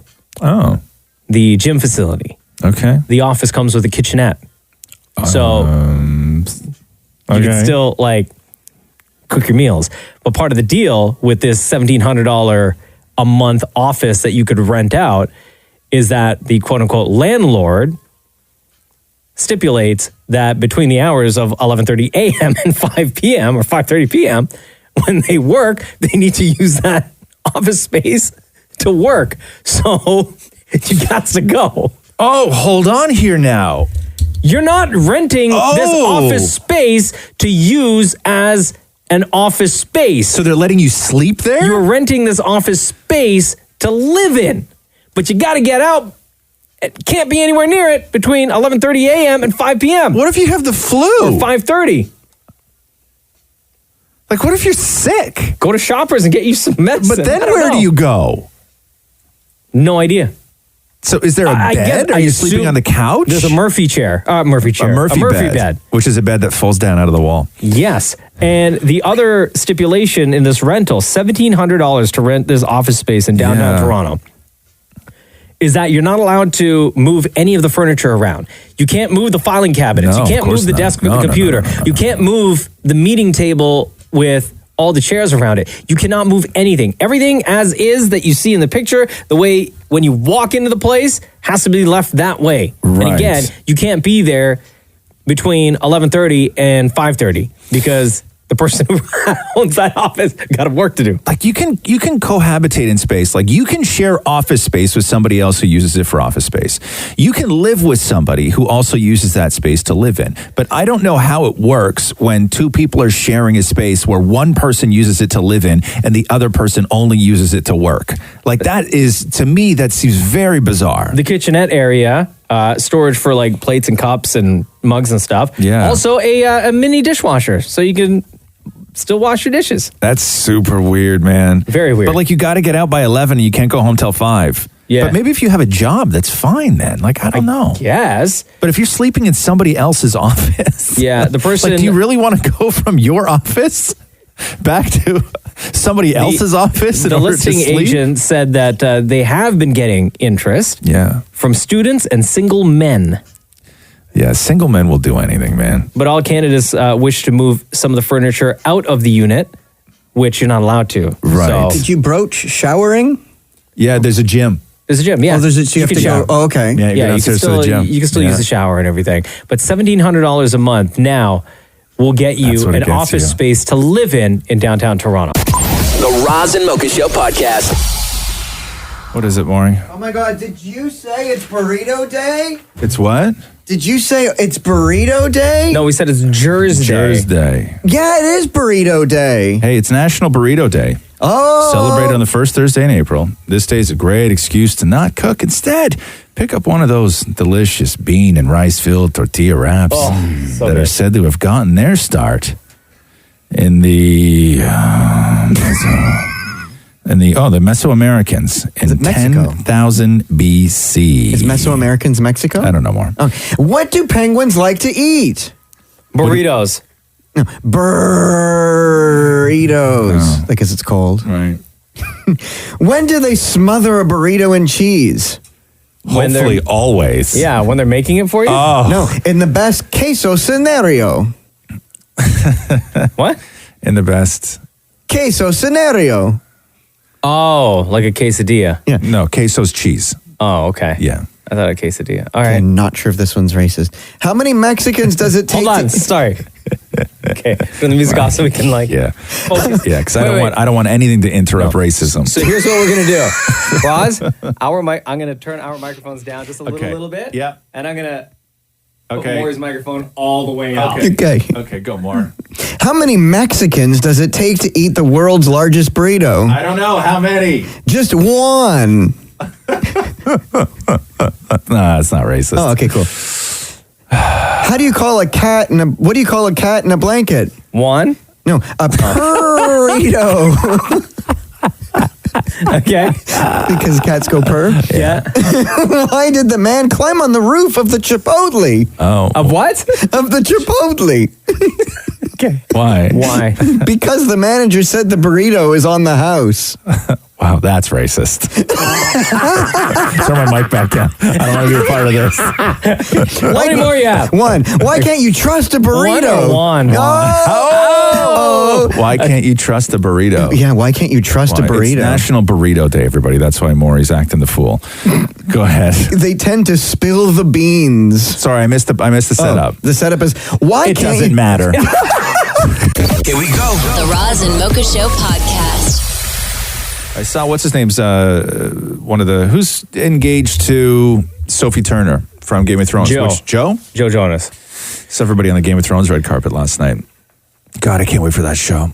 It's so crazy. Did they actually air the first episode? I don't think. No, not so. yet. I think it was like a party. Oh, it was just whatever like It's a red carpet premiere. You don't even understand the show, though. No, I don't understand the show, but I love it. And it's been so long now since Game of Thrones has been on that I'm going to have to actually go back, and I may wind up rewatching all of last season because I just don't. I have no clue what's going on.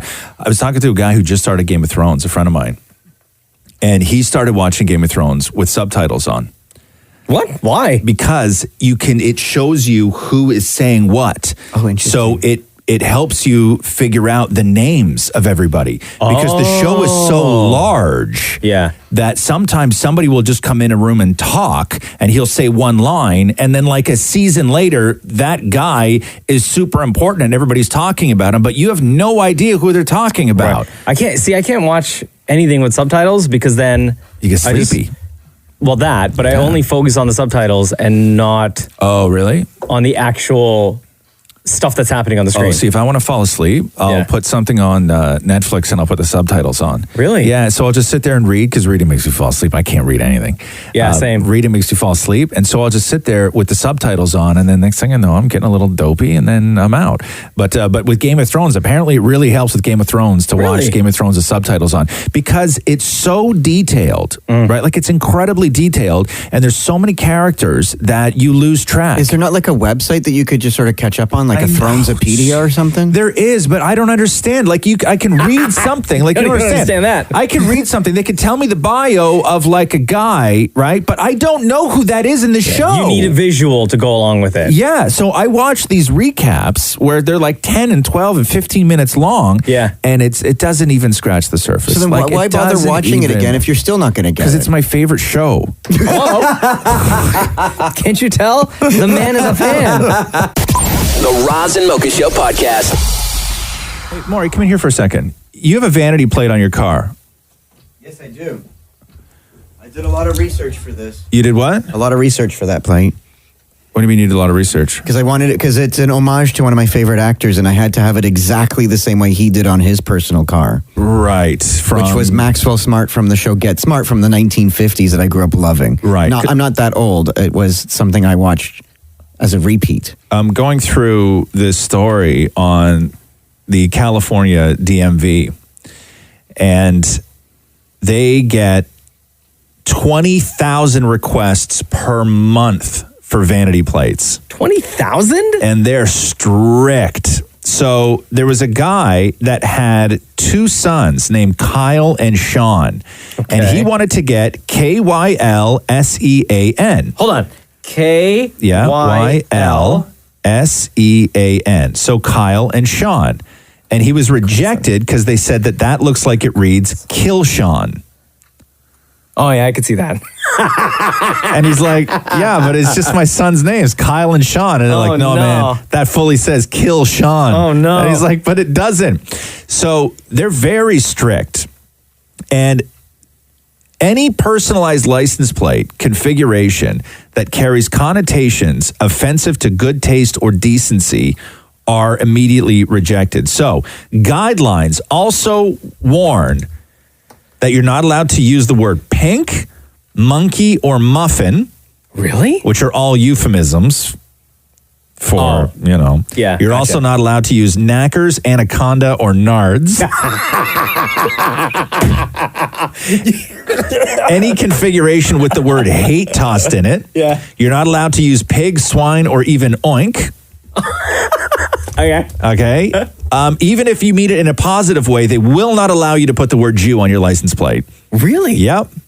Like if you put like love Jew. Yeah, or like number one Jew. Yeah. Not allowed. Because then they got to go into a debate of like what other people are trying to say. Okay. Not allowed to use the word box. Why not? Because some people take it as something else. Unless you drive a Porsche Boxster or a Scion XB, which is called the box. So it's car specific. So if you have a Porsche Boxster and you want to get box on your license plate, that's fine. What if you are a boxer? No. The number 69. Yeah.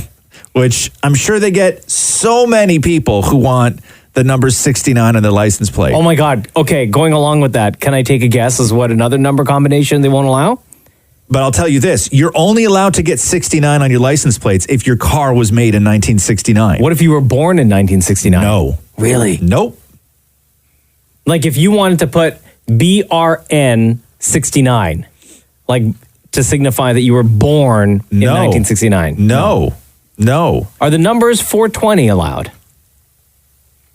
Probably not, but I will say this. Somebody tried to put Bay on their license plate. Like BAE? Yeah. And? Not allowed. Why? Because Bay means poop in Danish.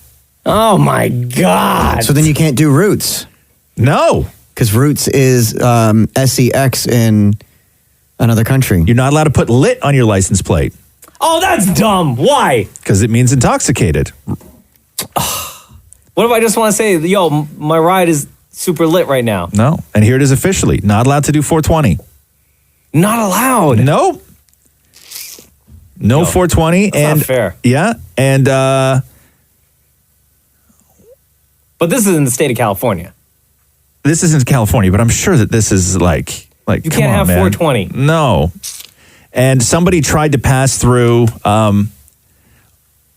ONW2BYB. Hold on. Spell it again. O-N-W. Yeah. Yeah. ONW. Yeah. 2BYB. Okay. Yeah. On where to buy. I don't know. Okay, it's on my way to be your bee. On my way to be your bee. To be your girl. It took them a long time to figure out what that meant. Okay. And once they figured out what that meant, it was a hard no. That is very understandable then. The Roz and Mocha Show podcast. So Kevin Pillar Oh, traded. man. Boom, gone. See ya. Boom goes a dynamite to his heart. Yeah, that man was upset. The city was upset. He was upset, man. It's And I know upsetting. It's all part of sports and everything. I just thought it was in poor taste that the Jays then went on and announced that they signed this multi-year contract for $50 million. Whatever. Somebody else. It's not your guy anymore. I know, He's gone. but they still, always man. do it that way. They announce who's leaving and who's coming. Yeah. I don't know. I just a little bit more sympathetic to Kevin Pillar because he spent his entire career And I don't in know. Toronto. I'm fully empathetic to this, okay? I feel terrible for the guy, but I have always found when athletes cry Yeah. because they got traded or because they lost or whatever it is, I always find it a little bit, like not excessively, but a little bit hysterical. This was Kevin Pillar yesterday. Okay. You know, you spend a lot of time here. You spend more time here than you do in your home in the off season, you know, and I spend more time with people here than I do with my own family. So that part of it's hard. Man, Kev. There's so much. I mean, the biggest thing is just thank you. You know, they've been great to me. They've been man, come on. Just supportive of, you know, a lot of things that I've gone through I on don't the mean to field. laugh. I don't. Personally, It a lot hurts. of stuff I did off the field. Personally, you know, I great guy. Got a chance to. I feel bad for the guy. I know, so do live my I. dream. You know, I got called up as a 24-year-old kid. It's just when athletes are talking about their dreams. Come on. But there have been some legendary athlete cries, so I want to know, where do you put this? Because he didn't have a full breakdown. But here's Terrell Owens from 2008, I guess it was, defending Romo. Here you go. It's really unfair. It's really unfair. It's my team. It's my quarterback. And if you guys do that, man, it's unfair. We lost as a team. We lost as a team, man. Okay, so that's a good one. Okay, Gio, come on, bro. and the first time Brett Favre retired, also in 2008. I hope that every penny. I hope that every penny that they've spent on me, they know it was money well spent. Oh, poor guy. It was never about the money or fame or the records. And I hear people talk about your accomplishments and things that. Come on, guys. This man's hurting. Come on, don't do this. It was never my accomplishments. It was our accomplishments. The teammates that I played with, and I can name so many. It's heartbreaking. It was never about me. It was about everybody else. Okay, and Mike Schmidt from 1989 when Mike Schmidt retired. Oh, no. I think I remember this one. It's so sad. Ohio, with two very bad knees and a dream to become a Major League Baseball player. You guys, the man got 2 bad knees. I thank God that dream came true. You guys are so mean. No, I'm just ranking them. I'm not laughing. I'm just ranking. Stop it, guys. Come on. The man got 2 bad knees. Here we go. The Roz and Mocha Show podcast. It is also World Autism Awareness Day. Sure is. Talking about this a lot today. I'm getting a lot of texts from families asking for us to mention. Of course we would mention. Yeah. Of course, today is aimed at increasing understanding and acceptance of autism spectrum disorders. CN Tower is going to light up blue in recognition of people living with the condition today. Yeah. And then I just love that Ripley's is doing this to celebrate. They have sensory-friendly programming featuring increased lighting, a music-free environment, and a quiet room for guests who require a break. And they're going to be hosting a lot of these sensory-friendly days throughout the month, including the first Sunday of each month for the rest of the year. And last week, Ripley's Aquarium became the first attraction in Canada to be designated as a certified autism center. I had no idea. And we love that. We get so many just messages from parents with kids with autism, and the majority of times, because I don't want it to sound like that people are just constantly emailing us asking us for for help, but the majority of times, honestly, we get stories of how their kids are crushing it. Like, even when everything was going on with the Ontario government, whether it was this government or the last government, somebody waiting for treatment, the stories that we would get were, how well kids were doing, and it was these success stories from parents that we would get, and we read them all. Like we really do. You guys are just awesome, and I would never even begin to try and relate to just the challenges and difficulty and strength that it takes for an entire family to deal with even severe autism. Even mild autism is it's a bugger to deal with. Just so you know, everyone that's been sending in texts this morning at 925-555, we are reading them. Yep. Trying our best to get through all the texts, but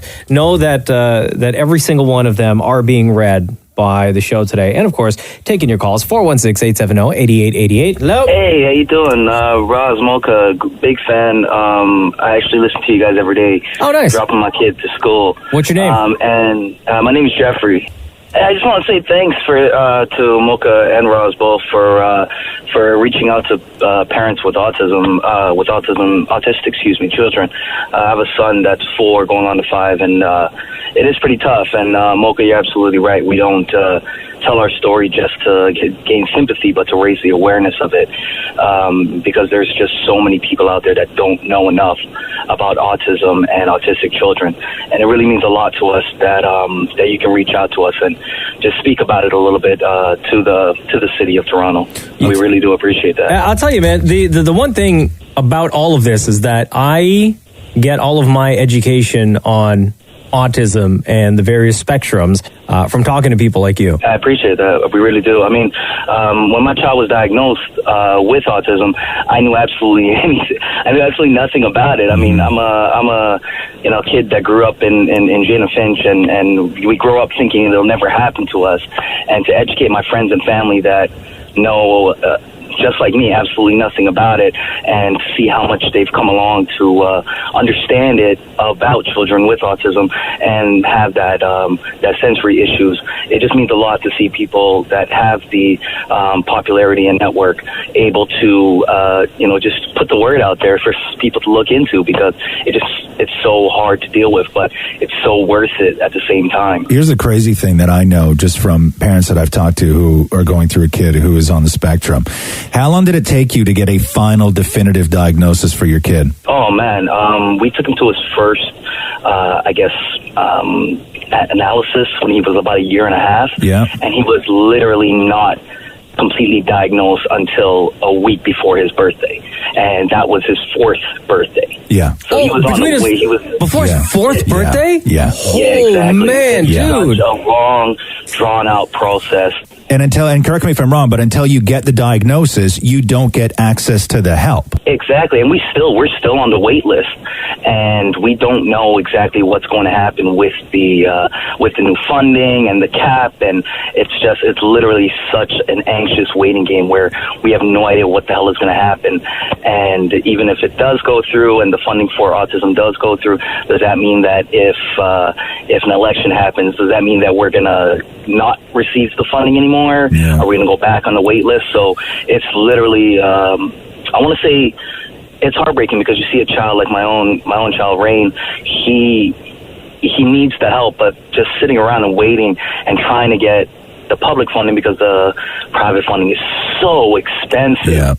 It's just ridiculous. But like I said, with the help of people, with the network, with the popularity as you guys, just putting the word out there just means so much to us, and we really do appreciate it, man. Mm-hmm. It's so amazing that there are people out there that turn a blind eye to it. But hearing guys like you, probably the most popular morning show in the city, speaking about it while I'm dropping my autistic kid to school, like I said, man, it really does mean a lot to us, and I love it. I love the great work that you guys do. What's your boy's name? My son's name is Rain. There you go. That's amazing. R-E-I-G-N? Yeah, R-E-I-G-N. Yeah, that's amazing, dude. Jeffrey, it was so nice talking to you. Thank you so much, brother. We do appreciate it, guys. All right, man. Much love to your family. Thank you, man. Here we go. The Roz and Mocha Show podcast. Apparently they don't give Tom Holland the full script for Avengers because he's got a big mouth. No. Yeah. Really? Yeah. He's just a kid, right? So Joe Russo, the director, says that Holland wasn't given a script because they don't trust him, saying Tom gets his lines and that's it. He doesn't even know who he's acting opposite of. Oh, no. So he gets his lines, but like not the person's lines who he's acting in the scene with. So if he's doing a scene with like Tony Stark, Tom Holland gets Spider-Man's lines, but he does not get Tony Stark's lines. So he has to memorize. So how does he know how to react to that scene, to that situation? Like if Tony Stark's yelling at him, right? Yep. So they say, quote, we use like very vague terms to describe to him what's happening in the scene. Oh my God. Wow, they really don't trust him, huh? No. But I mean, this has happened before. I know, but this is extreme. It's almost like they're really treating him the way Tony Stark treats him. Thank you. In the movies, right? Yes. Like, exact. Yes. Like, you can't be trusted, kid. Correct. Like, you have all this power. Yes. But I cannot trust you with any of it, so I'm going to limit what you can and cannot say and or do. Yes. That's exactly it. Because he had to have given away secrets before in order for them to take all of that trust away. Correct. So, so I would say now. I love that, actually. That sucks, dude. So I would say right now, and they've done this before with shows, like the lengths that people will go to hide endings. I don't know which season it was of Game of Thrones. Maybe it was this past season. Or I think it was this one. Or even the one before, where they actually shot different endings. Yeah. So not even the cast would know how it was going to end. Didn't they do that with Breaking Bad? They did it with another show as well, where they filmed multiple endings, so in case anything got leaked. Yeah, and I know they've started their press run, or their press run for Endgame is going to kick off this weekend. And at this point, there's a good chance that nobody, except for maybe the sort of big money earners, the marquee names for Avengers, have seen the movie. So there's a chance that if they don't screen the hell out of this, that Tom Holland won't even have any idea what the Avengers Endgame is about. Like, if he only got his lines and nobody else's lines and only vague descriptions of what his scenes were, he's almost as in the dark as you are. Wait a minute. Okay, so I understand getting his lines to read as Spider-Man. Yes. And interaction with the other Avengers. But what about his, like, when he's Peter Parker without the suit and he has to interact with Tony Stark or... No, in those scenes. Whoever. Because here's the thing, is that when he's Spider-Man, he's not in those scenes. Like, when Spider-Man's fighting... He's just only his doing. voice. He's just the voice. I understand that, but like, are they like, if he has to have a scene with Tony Stark? Yes, and they have to like face to face. Right? Is Tony Stark not like standing there? Or are they going to CGI? Oh, he is standing there. But going into that scene, they only give Tom Holland his lines. And then when they're on, I understand. And then when they're on set, they do like a quick rehearsal. Bro, that's like so mean, man. Yeah. Wow, that's even more mean than I thought. That is crazy. The Roz and Mocha Show podcast. What were you watching just now? Huh? What were you watching just now? Because I don't think you think that I could hear you over there. What are you talking about? I did. I heard everything. I was watching. You got really excited and then put your headphones on and listen to something, but I could totally hear what you were listening to. You could? Yeah. How? Yeah. I was watching the Avengers trailer. No, you weren't. No, you were not. This is what happened 2 seconds ago. Okay. Mocha looked at his computer screen and went, oh man, it's on. Yeah. And then had a huge smile on his face and then put his headphones on and you started watching something. I'm going to read you what the tweet that accompanies this video reads. Okay. It says, some memories last forever. Now it's time to start all over again. Uh-huh. I was watching the new trailer for The Hills. So is this a new Hills with like a new cast? This is the one. No, this is the one with the same cast. Okay. Right? So like Heidi and Spencer. Oh, wow.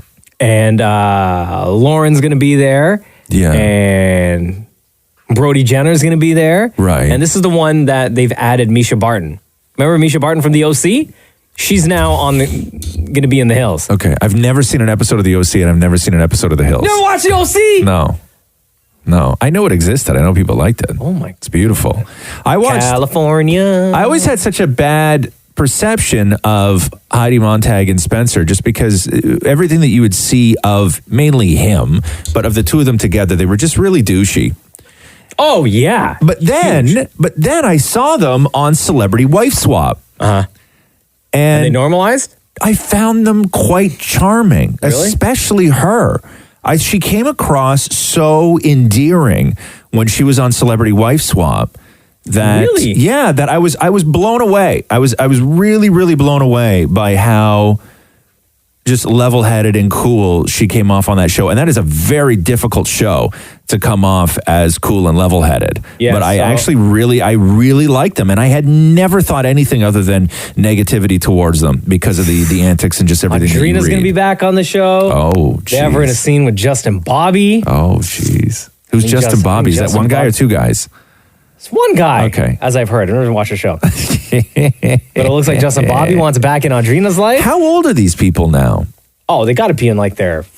Because were they young when they did... Well, when they were... On the Hills? From what I heard, before the Hills, when they were on like Laguna Beach. They were in high school. Okay. And then the college years, I guess, would have been the Hills as they were going through college, getting into quote unquote real world But this jobs. was legitimately So now- then. Like this wasn't like a 90210 sort of situation where they were, 20-year-olds playing or the 30-year-olds playing 20-year-olds. No, Okay, no, so they were legit young and in those grades and then going off to college and whatnot. Hold on. Is this a song? Is this from a commercial? This is the theme song for the Hills. Right. Oh, here we go. You and I? Yeah. Friends. Yeah, don't do it, Audrina. The rest is still unwritten. As I've heard. Yes, David Moore. Justin Bobby's 37, Heidi Montag is 32. Oh, wow. Oh, damn. There you go. Well, I know a lot of people out there, not me, but they're going to be excited to watch the new season of The Hills on June 24th. You're not excited at all? No, not me. Not me. Okay. Just passing it on to those who may be interested. Here we go. The Roz and Mocha Show podcast. So let me read you this. Hello, everybody. 1 in 5 men admit to snooping on a loved one's smartphone. Oh, damn. While their partner is sleeping by using their fingerprint to unlock the phone. What? This is my biggest fear. Here. Do you still have the phone that uses fingerprint or do you have Face ID? Fingerprint. Oh, okay. Well, what would make the difference? Then you just hold it to my face. Yeah, it's true. True. Which is almost easier. Yeah. You don't even have to touch you. Because exactly. Because you have to take my hand from under the covers. Right. So what does Matthew? You're afraid that Matthew's going to pull your thumb like out of your mouth and then touch it onto your phone and then have to put it back into your mouth before you wake up. It seems like a very difficult process. Yeah. This is why I sleep with my hands under my legs. Too long. Yeah, more than 1/3 of people, and they polled 2,000, have admitted to snooping on their partner's phones and social media to find out if they are cheating. Or other. They say they found that 4 out of every 10 people confess to doing this, spying on their partner's phones at least once a week. Once a week? Damn. Yeah, but that's got to be like the people who are responding to this are already in relationships. Terrible relationships. That are on Don't you wish you were one of the 6? on the down, right? No. Like if you are sneaking into the bedroom while your woman is asleep and like there's no trust there already. You just get out of the relationship. Yeah. And it's the same thing. Like if you're a woman, you got a guy. Like if you're at the point of where you can't wait for them to go in the shower because you want to jump on their phone and, sort of go through their DMs, your relationship is over. Yeah. It's over. There is no coming back from that. No, because you're always, no matter what, let's say you don't even find anything that time, right? Yeah. In the back of your mind, every time that person is not around you, when they leave to go to work or they say that they're going to go hang out with friends or whatever, you're always going to be thinking they're not doing the thing that they said that they're doing. Yeah. They're probably doing what I think that they're doing. Right. But by all means, use my thumb because that's not where I hide anything. Right. Oh, damn. You sneaking. Here we go. The Roz and Mocha Show podcast. Oh, man, dude, the addiction is real. Some U.S. doctors are expressing concern about the number of children that they treat who are addicted to playing Fortnite. Yeah. So we already know 200 million users for Fortnite. We knew it was just like a massive, massive game and that people were going to be addicted. Yeah. Well, listen to this. A director for the Clinic for Interactive Media and Internet Disorders at Boston's Children's Hospital tells the Boston Globe some of his young patients are not sleeping, dropping out of school, dropping out of sports and social activities to play Fortnite. He says that one child took a hammer to the windshield of his parents' car because he thought his parents had locked his device inside. Yeah. Another therapist tells the Boston Globe some parents are fed up with their kids' Fortnite habit, that some have been brought to the brink of divorce. Yeah. And in some cases, teenagers are losing so much weight because they refuse to stop playing Fortnite in order to eat that doctors initially thought that they had a physical disease before finding out the truth. That it was Fortnite. It's crazy, man. It is so nuts. And what sort of makes it, in the eyes of a lot of people, is that there is a path to success for video games that's quite attainable, or it's not like, winning the lottery or whatever it is. Like, you can see wildly successful people who do nothing but play video games. Yeah. Who are incredibly successful. And so it's no longer a standalone colossal waste of time. There's an argument to be made. And when you have that when you're dealing with that kind of like addiction where you get the dopamine rush and you get all these other sensory things going on, it makes everything more difficult. Yeah. And all tech is like that. I was reading an article the other day where somebody invented an app that you put on your kid's phone that disables their phone until they text you back. Oh, yeah? Yeah, Wait. so you put an app on your kid's phone that you have control of. So what, disables games or disables everything? But how are they supposed to text you back? Except for texting exactly your parents back. Oh, so it disables So in order to unlock the phone, you have to text your parents back. Wow. Right? Like, there's so many, like, everybody's like, oh my God, this is amazing, it's all free. And now you have to figure out a way to not have people use it. Yeah. It was always, how do we get it? How do we become more accessible? How do we have everything? How do we have everything always? And now we have everything always, and it's a problem. Exactly. It's a huge problem. Roz and Mocha's Fix My Life. What advice can you guys give me? Okay, so my question is... Got a problem you can't fix? Roz and Mocha got you. Daniel, how are you, man? Good, how are you? Good, pal. All right, thank you for submitting your letter to us for Roz and Mocha's Fix My Life. No problem.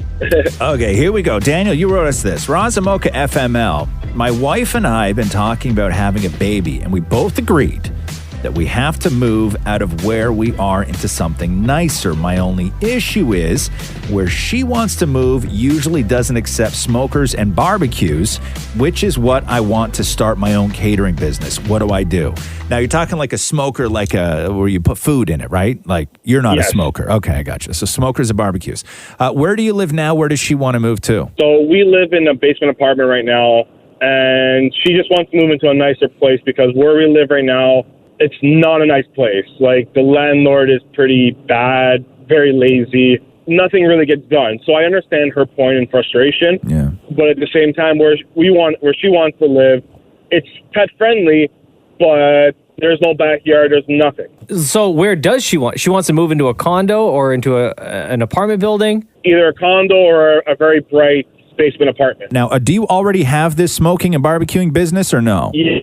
Well, I'm starting it up.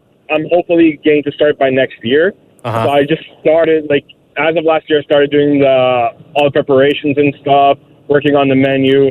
I couldn't really do much because we were getting married, so I had to focus on the wedding too. Okay. So wait, so you do have a business or you don't have a business? I don't have it yet. You don't have the business yet. Okay, but you have the equipment to be able to run the business once you get it up off the ground. Exactly. Right. Gotcha. So, but are there not legalities in this? Like, you just can't cook food in your backyard and sell it to people, right? Exactly. No. I'm just trying to work on it. It's basically trying out products and stuff to see what will work for me. You want to do all your testing at home? Yeah. Yeah. Okay. I got you. Oh, okay. Perfect your recipes.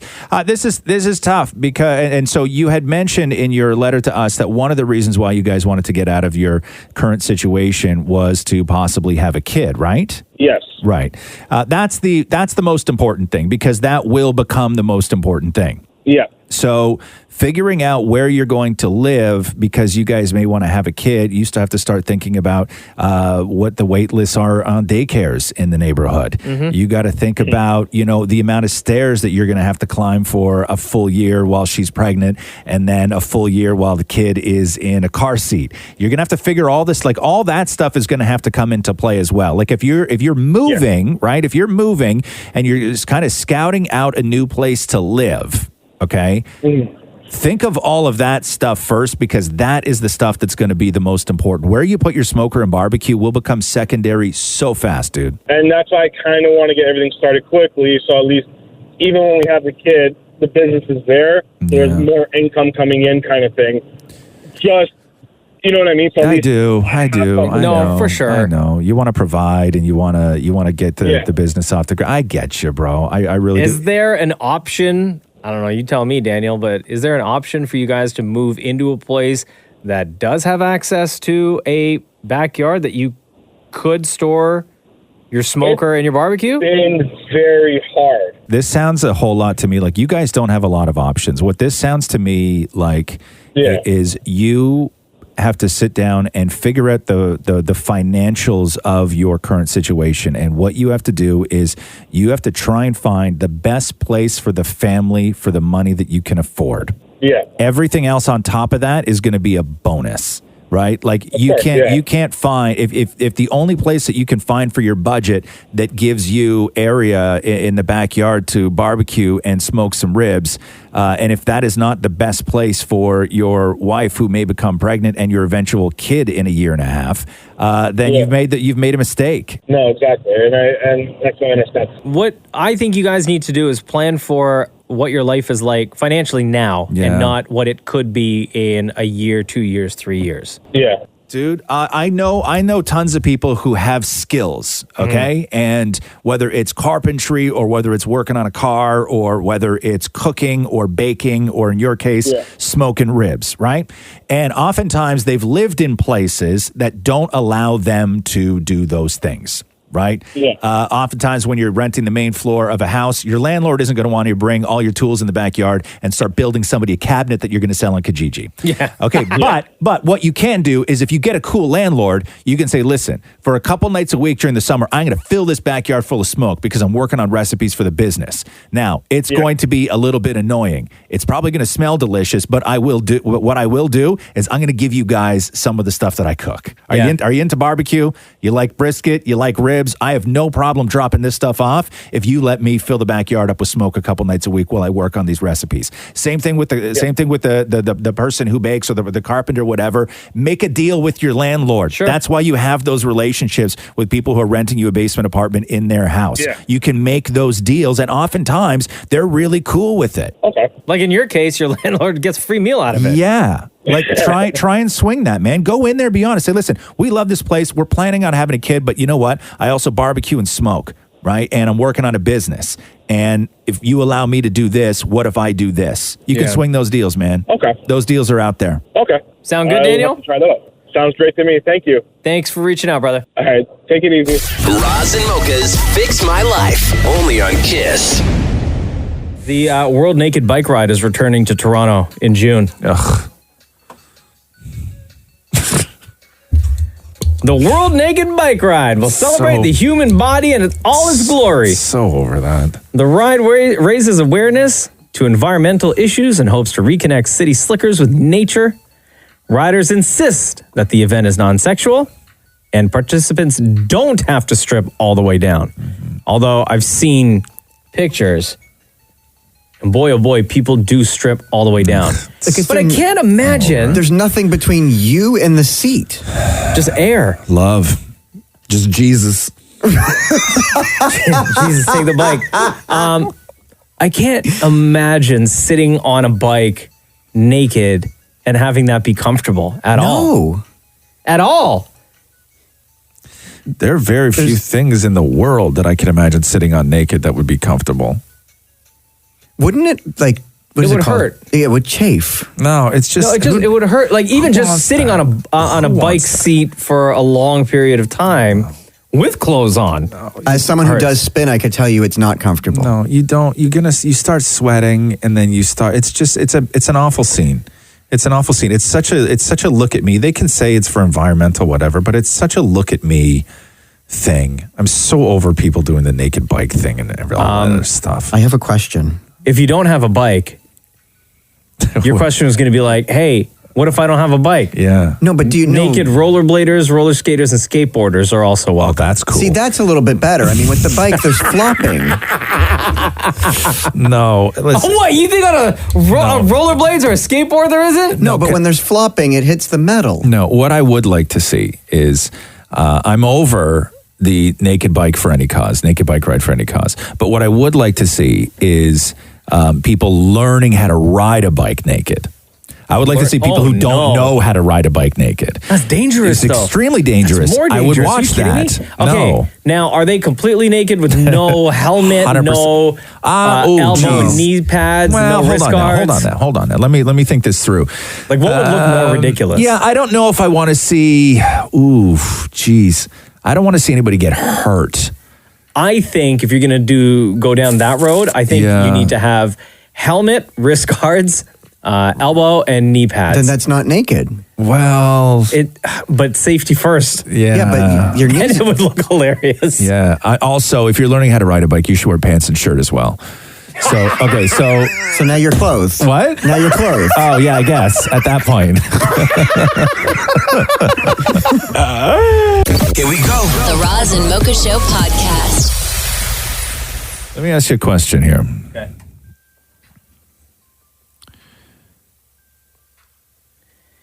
How much time in a day do you think that you spend? And I ask you and I ask everybody else who's listening right now. 925-555 is how you text us. How much time in a day do you spend in what you would consider to be a bad mood? That's why I didn't invite you in the room, Maury. Oh, God. I can answer for Maury. I would say majority. Majority of the day for Maury. Yeah. In a bad mood? Yeah. I don't know. So things that will trigger bad moods, they put a list together. So no hot water. Ding. Misplacing your wallet. So however long you're in a bad mood if you've lost your wallet, having a bad day at work. Ding. Traffic. Ding. Your partner's in a bad mood, which brings you down and puts you in a bad mood. Ding. Computer stops working, or there's no Wi-Fi, or there's no whatever. I would say then maybe generally feeling sick. Maybe 20 minutes. Stepping in dog poo is on the list. Does people still do that? Yeah. And number one on the list is a bad night's sleep. So all those little things will equal, those are some triggers, things that can happen in a day that would constitute you being in a bad mood for a certain period of time. I would say 20 to 30 minutes. Right. They say we spend 2 hours of our day in a bad mood. Not consecutively. 2 hours? No, in total. Yeah. 2 hours Well, think about it. of our day. Triggers, like if you step in a puddle, if you miss the subway, you miss the bus, somebody they ran just out of that texted snack us, you like. 925-555, and said 2 hours for them. Yeah. Somebody also texted and said, Mocha is always happy. Roz, not so much. Oh, what are you talking about, man? I'm in a great you mood. kind of give off a bad mood allure. A what? A bad mood allure. That sounds like a cologne.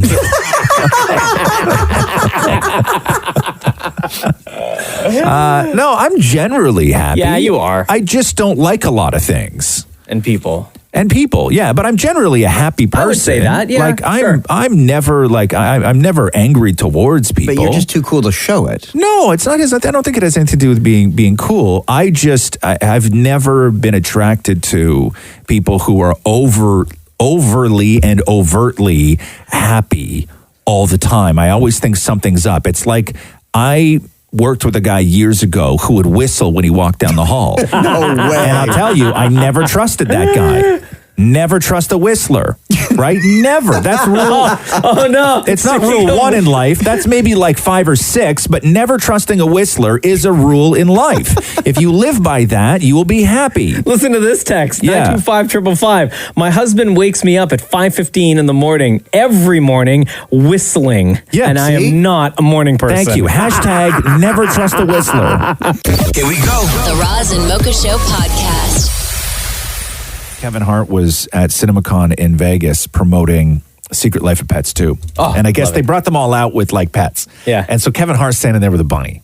Because he plays the bunny. Right. He's the voice of the bunny. Yeah. So Kevin Hart is standing there with a bunny, and bunnies, like, they just don't like. Bunnies don't follow rules, right? No. So Kevin Hart has to handle an unruly bunny, and so this is Kevin Hart talking to E.T. about what went down on the stage. I heard today when you and Tiff were together, you couldn't handle a bunny. What I did was save a bunny's life today. Did anybody get him the clip? Anybody else in that situation would have panicked. I simply handled it correctly. I said, hey, bunny, don't move. The people need to see me with you, so you need to calm down. And the bunny calmed down. Well, the bunny didn't calm down. The bunny actually did a little thing called scratch my chest. My chest is bleeding still, Kev. But to the people, it looked like I was calm, collective, and in control. The Roz and Mocha Show podcast. I know one of your favorite things is the Kids Write Jokes section on Reddit. On Twitter, sorry. Yeah, Kids Write Jokes, where they compile a list of jokes that little kids write, and kids suck at writing jokes, and that's what makes terrible. it funny. Absolutely terrible. On Fallon, I guess leading up to WrestleMania. 3 days away, brother. He had a bunch of WWE superstars on to act out as they would in their character, like super mean and loud pro wrestlers, to read trash talk scripts that were written by children. Oh no! Who are you have them? You have them all. They just played. Fallon announces everybody. Oh, okay, great. Yeah. Now remember, these are all written by real kids. Here to do our first taunt. Give it up for Braun Strowman. You want a piece of me? Do you want a piece of me? I'm gonna kick your butt till you fall in the lake. And I'm not joking, because when I'm kidding, I say knock knock. Next up is the two-time WWE Tag Team Champion, Drew McIntyre. I am gonna shove my foot so far up your butts that you are gonna be pooping toes for a week. Next, give it up for Kofi Kingston. Check it out. You look like a potato and a chicken nugget had a baby. Oh! And finally, terrible. We have a two-time WWE World Champion, Seth Rollins. Don't make me bake a pie and put your face in it. Because your butt is your face. And your face is your butt. Yes, I love it. The Roz and Mocha Show podcast. You see Durham College got a esports team now? So, we were talking about esports yesterday, and so like it's on the campus? It's on the campus now, yeah. It's so wild to me, man. Well, let me find the story here. Like, I remember when it was crazy when you would esports arena. Yeah. Durham College gets their first esports arena. When you would read these stories, back in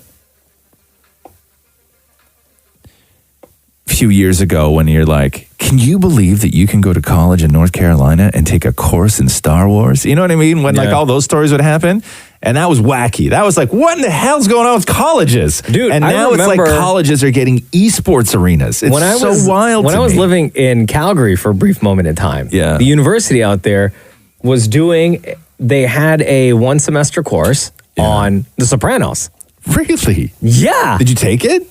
I wanted to, but it was during the time where I had to do a radio show. Oh, you weren't actually a student? No, I wasn't a student. Oh, okay, I got you. I was working for a radio station out there, and I looked into it. It was like a couple $100 or whatever, and it was during the time where I was doing the radio show. Really? Out there, but it was on Sopranos and like the deep meaning behind episodes and character development and all sorts of. So wild. It was crazy the amount of detail. Yeah. I always find it amazing when you get big stars who go back to college. Like Claire Danes disappeared for a long time because she went to Harvard. And, yeah, that's right. And Natalie Portman went back to school. And the other night at the Canadian Screen Awards, I was talking to Kristen Kroeger from Smallville. Oh my God, I love her. Lana, Yeah, Lana from Smallville. She was also in Beauty and the Beast. She's also going to Queen's University? Yeah. No, she's not. Yeah. For what? But she takes it like some online correspondence course. Really? So she's getting her, she's doing a TV show and then she's also getting her degree, but I think she's like 36. I could be wrong about that, but I think she's like 36 because she was talking about how she started acting when she was 16 and missed all the end of high school and never got the chance to go to university. So she had it in her head that one day she would do university, and that's what she's doing now. And she was saying that she has these online seminars and you have to log in. And I was like, do you log in with your own name? And she's like, yeah, I log in with my own name. And I'm like, do people know that it's you, like on the conference call or like in the virtual sort of world, like a virtual seminar? And she said that people know it's her, like they know the name, but nobody realizes that it's her. So they just think like, oh, coincidence. Yeah. Somebody else who goes here who has the same name as a famous person. Because why would Lana be in my online correspondence course for Queen's University? For Queen's University, right? Yeah, so she's almost finished. Like she's almost done the whole thing. Really? Yeah. I always find that fascinating. But Claire Danes was a great example. And then because she left show business for a really long time, and then came back and did a few things, and then of course did Homeland. Who's the girl that we like? Oh, Emma Watson. Didn't Emma Watson go to university or something? Probably, yeah. But she would have been of age. She didn't go later during in life. this is like during the Harry Potter days. Yeah, like she was super famous, right? Yeah. Which, come on, what are you doing? I like the other guys where they just like that redhead kid, Ron Weasley. Oh yeah, right. You never saw him again. Yeah, never. Right? Sitting on a mountain of money. He took that money and he was like, deuces. Here we go. The Roz and Mocha Show podcast. Hello. Hi, is this Sahar? Hi, yes it is. Hi, it's Roz and Mocha. How are you? I'm good. How are you? Good. Your sister texted us saying that you have a surgery today and you're heading out to Mount Sinai. Yes, I am. I'm actually here all dressed up and ready to go in. Oh, wow. What's the surgery? It's actually, it's about bladder. Yeah. It's not gallbladder, but yeah. Okay. Intestine. Okay. Well, we heard that you're a super huge fan of the Roz and Mocha Show, and your sister loves you so much and just wanted us to call you to say good luck. Thank you so much. Okay, I'm going to go because they just called me. Oh, hi. Thanks for calling. I really appreciate that. No worries. Are you high yet? Have they put the stuff in you yet? Thank you so much, Mocha, for the call. Hey, between Roz and Mocha, who's your favorite? Real quick. Mocha. Oh, come on, man. All right, yo, you got to go. All right, I still wish you luck. Both of you, thank you. We love you. Bye, love you. We love you. Bye. Okay, go get your surgery. The Roz and Mocha Show podcast. Hello? Hi, what's going on? It's Roz and Mocha. Hey, good morning. How are you? Good, how are you? Good. What's your name? Celine. Roz, Celine wrote this to us. Just got back from vacation and was listening to your podcast while I was on the beach. I had to turn up the volume because the couple next to me loved Mocha's laugh. Another couple said that it reminded them of home and they didn't even know that the podcast existed. Oh, wow. That is crazy. So, Celine, where were you on vacation? I went to Punta Cana. Okay, and the other couple that said that they didn't know that the podcast existed, they're also from Canada? Yeah, they're from Toronto. Oh, okay, cool. And do they listen to the Roz and Mocha Show? So they said they listened because they recognized your laugh, and they recognized Maury's voice as well, but they didn't know the podcast existed. Because they're like, how are you playing this? I'm like, you don't know the podcast exists? Like, what have you been doing your whole life? Wow. Nice. Wow. And what, did you tell them where to get it and did they download it? Oh, I told them, and right then and there, because we had perfect Wi-Fi in that moment, they downloaded it. Oh, nice. Oh, 71 so episodes. New episode drops Friday. Where do you listen from? Like, do you get it from Apple? Do you get it from Google Play? Do you get it from Spotify? From Apple. Oh, okay, cool. Nice. Can I tell you something? Yeah, yes. Because of what you mentioned, I can no longer call companies and complain in Toronto because twice they've recognized me. What do you mean you can't call companies? Like, Because who have you tried to complain to? Without naming names, but I would call and lie to try and get a free product, like chips, and they're like, your voice sounds so familiar. Are you calling Rabba again? Well, you got to throw me under the bus like that. Can we just back this up for one? Celine, hang on 1 second, okay, love? We just got to back this up for 1 second because you just said two completely different things. You just started this conversation by saying it's really unfortunate how popular you are because you can no longer call companies and complain, right? Yeah. Which makes it seem like you have legitimate complaints and you're now embarrassed because you don't want them to think that it's you because it somehow looks bad on you. Yeah. But then you pivoted immediately right over to you can no longer call companies and lie to them to try and get free products. So which is disconnect? So which is it? Do you have legitimate concerns with companies and are just embarrassed because you don't want to be No, that I have guy? illegitimate concerns with companies. So you just randomly call companies, tell them that their products are defective or you've got a broken thing? But it did work for a bottle of kombucha. Oh my God.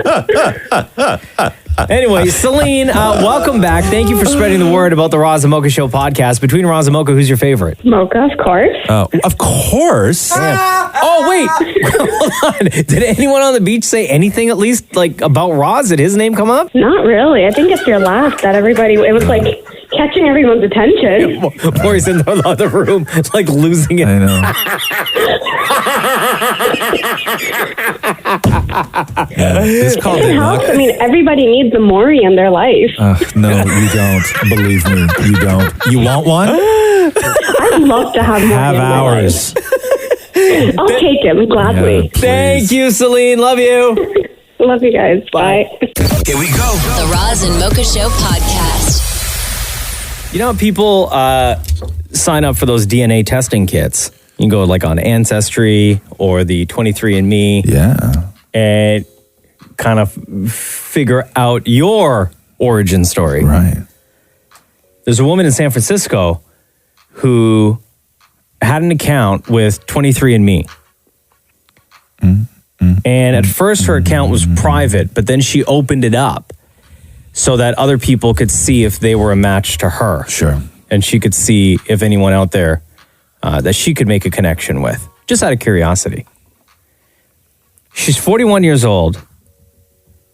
She found out after making her account public that 30 people share the same sperm donor as her. Oh, wow. Once she made her profile public, she immediately was contacted by one of her half siblings. And then that one turned into 30, and they all range from 24 to 41 years old. Now, did she know that her mother used a donor or maybe her parents used a donor? That I don't know. It doesn't say that in this article. And what she found out is that some of the siblings knew each other because they all kind of grew up in and around the San Francisco Bay Area. Sure. But they knew each other before knowing that they were siblings. Oh, really? Some of them went to school near each other. And now they all kind of like get together and hang out every now and then. You know, this is like the plot of a movie. See, here's the thing with this is that I know everybody, when you say that, where they knew the person and then, found out that they're siblings, you automatically go to somebody who you know and like and are cool with and get along with. But imagine who's the worst person in your life. Think about that person and then finding out that you're their brother. Oh, yeah. Right? Like, don't go, my head automatically went to, what if like this guy who was like super cool? Yeah. What if it turned out we were brothers? And then my head went to, oh God, what if Maury and I were brothers? You never know. I'm pretty sure. I know, Maury. I think we all know. Roz and Mocha's Fix My Life. What advice can you guys give me? Okay, so my question is... Got a problem you can't fix? Roz and Mocha got you. Alejandro, what's up, man? I'm good. How are you? Good. Thanks for sharing your story with us for Roz and Mocha's Fix My Life. Yeah, no problem. You sound down, bro. Okay, Alejandro, this is what you wrote us. FML, Fix My Life. I can't get over this girl I dated in summer 2018. It's been about 9 months since I've last talked to her.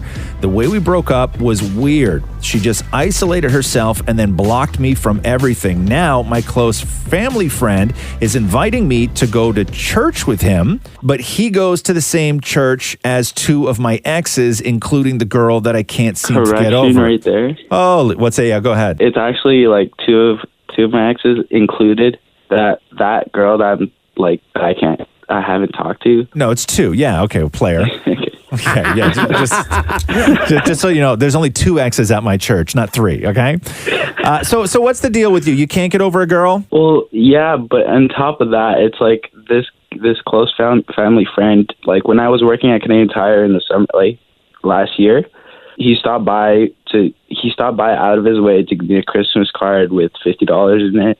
And for my birthday, he took me out. He bought me shoes, and like he did so much for me. You don't want to say no to going to church with him because he's a nice guy? I don't want to say no to him because he's been nagging it. He's been telling me to go to church, and that's all he wants me to do. Do you think that this girl that you dated and then she broke up with you at the end of summer, it was just like a summertime fling? Like she just wanted to have a boyfriend for the summer and then move on with her life in September? I don't even know because I was her first boyfriend. Okay, so I'm going to say something real harsh to you right now, okay? The girl you can't get over? Get over. Okay, she doesn't love you. Okay? Yeah, the girl that you can't get over doesn't feel the way about you the way that you feel about her right now. That girl that you can't get over isn't sitting here trying to figure out who to call for advice. The girl that you can't get over isn't still wondering why it ended. Yeah, bro, you don't need somebody like that in your life. She's not thinking about you. It takes a long time. It takes a long time to get over. Some people can get over it in weeks, months. Some people it takes years to get over a breakup. And you're young. You're 17, right? Yes. And I know you're a man. You're a little man, and that's fine. But because I don't mean to belittle you. I don't mean to say, oh, you're young. It's fine. Because I know how terrible that sounded when I was young. Because it doesn't matter your age. The pain is still it still hurts. It still hurts really, really bad, right? But you will over time develop tools to handle situations like this, and you will over time realize that you are going to be with other people who also respect closure, where they just don't ghost you and then block you from social media, because that's a terrible thing to do. It's like apocalyptic. You have this person in your life who, is, pretty, smells good, and they're soft and they smile and laugh at your dumb jokes, and then all of a sudden they're gone. And that is a real difficult thing to get over, right? It's a human being that you were attached to on multiple levels that is just no longer in your world. And that's difficult to get over. That's loss, right? But you will figure it out. But I think that you just need to realize right now that this girl doesn't love you, and it's not going to happen. Like, has she, even from the time that you guys broke up or she ghosted you, reached out to you at all? Like, has she texted you? Has she sent you any DMs, anything? That's actually the thing. She blocked me on everything. And the weird part was we actually go to the same school. Yeah. Okay, so Alejandro, listen, man, that's not the girl for you. She doesn't respect you as a human being. She never respected what you guys had. And I think that, what she saw for the summertime was strictly for the summer. She knew that going into it, and she moved on with her life. You need to move on with your life. And as Roz said, it's going to be hard. It's going to be difficult, but plenty of fish in the sea, bro. Fair. Or not. Let's be realistic. This was his only one? No, or not. It may not be that easy. No, I'm not saying that it's going to be easy at all. It's going to be a road to travel. Oh, it's a long road, bro. Question for you. He's 17. I know. I know. Okay. I know you're trying to give him the hard truth, but I'm trying to be a little bit empathetic here. Okay. That's why you're better than me. Did you give her any reason to block you? Were you a little weird at the end? Not that I'm aware of. Was there a chance that this wasn't the relationship that you thought it was? Is there a chance that you thought that you were in a relationship with this girl? She thought that you guys were just kicking it, and when she realized that you were madly in love with her, she freaked out? I think that it was a relationship because she told her mom about me, and I told my parents about it. It was. But did you call each other boyfriend, girlfriend? Yes. You were making out and stuff? And you guys kissed and everything? Yes. Yeah, okay, man. Listen, she doesn't love you. She doesn't want to be with you, I still don't know whether I should go to the offer to go to church. You're going to have to be in the same room with some people that make you uncomfortable in life, right? As long as you don't have some weird breakdown and start hyperventilating and stuff. Yeah, man. You can't go up to her. She doesn't want to talk to you, okay? Just go to church with your friend and leave it at that. If you see her, you see her. Don't say anything. Yeah. She's not. You already know that she's not going to approach you because she hasn't tried to get in contact with you whatsoever. So you don't go up to her. If your eyes kind of lock, just leave it at that. Your eyes aren't going to lock because she's not going to look at you, man. Oh, wow. Damn. Dude, come on, man. Empathy, bro. Listen, okay? You got to prepare the boy for this stuff. Alejandro, I'm hugging you through the phone right now, bro. I got you. Okay, Alejandro, you're going to be okay, bro. Okay? Thank you. Okay, and make sure you call us back when you meet a new girl. I got you. Okay? We'll tell you how to not screw that one up. Oh, wow. I'm joking. Damn. I'm joking. Roz, again, the word is empathy. You know what helps? Laughing helps. Alejandro, laughing helps. Okay, Awesome. bro. Thank you, Alejandro. Thank you. Roz and Mocha's FML, only on Kiss. Hi, it's Roz Mocha. What's going on? Hey, Mocha, how's it going? Good. How are you today? Good. I'm just driving off to work right now. I just wanted to call in for the first time. Oh, wow. Well, welcome to the Roz Mocha Show. Thank you. I've been, I know Roz really likes to date and stuff, but I've been listening for over 10 years. Wow. Yeah, we're creeping up on our 10-year anniversary. Yeah, I've been listening to you guys when I was in middle school, through high school, through university, and now I'm going to work right now. Wow. What do you do for a living? I'm a building scientist. Okay, so hold on here. Currently, you're a building scientist. When we started this show, and you started listening to the show, what grade were you in? Grade 7. Oh, shut up. Now he's an adult. He's a building scientist. When we started this show, the boy was in grade 7. Wow. So I'm really glad I got through. Wow, we love hearing stories like that. Thank you for your dedication. Thank you for listening to the Roz Mocha Show. For as long as we've been on the radio, between Roz and Mocha, who's your favorite? I gotta go with Mocha here. His laugh is just amazing. Why does it sound like you're in a can? I'm just driving to work, so I put you guys on speaker. Science, bro. Don't question it. Shut up. Exactly. I build it, but it's science. Right? Take care, brother. All right, thank you. The Roz and Mocha Show podcast. Hey, John. Hello. Hi, it's Roz and Mocha. No. Yeah, dude. What's going on? Serious? Yeah, bro. What's up? Yo, okay, John, your area code that you texted from is 613. Where is that? Kingston. Kingston, Ontario. Okay. Well, I'm in Tamworth, which is like 30 minutes north of Napanee, which is 30 minutes east of Kingston. Right. Ottawa has that same area code, right? Yeah. Yeah. Oh, okay. So John texted us today, Roz. Yeah. And it says, I love listening to the Roz and Mocha Show podcast. I listen to it every night at work, all night long. And I'd love the opportunity to come on the Roz and Mocha Show and say who my favorite is and in which order. Oh, wow. Okay. So, John, obviously, listening to the podcast, you've heard us ask multiple times, and even just on the live radio show, we ask almost everybody that calls in who their favorite is. So, you've had time to really, really think about this. Oh, tons. Like I said, I listen to you guys every night at work. I work an 8-hour shift, so I'm probably listening to about 2 podcasts a night, easy. Oh, wow. Damn. What do you do for a living? I work at Walmart. I work stocking the shelves. Oh, okay. So, between Roz and Mocha, John, who is your favorite? Roz, hands down. Oh. Why is that? And I'm going to go with it's not because he's a smooth, cool dude. I'm hoping that gives me some pointers with him. Okay. Thanks for bringing that up. Yeah, no problem. To let me know that it's not a factor.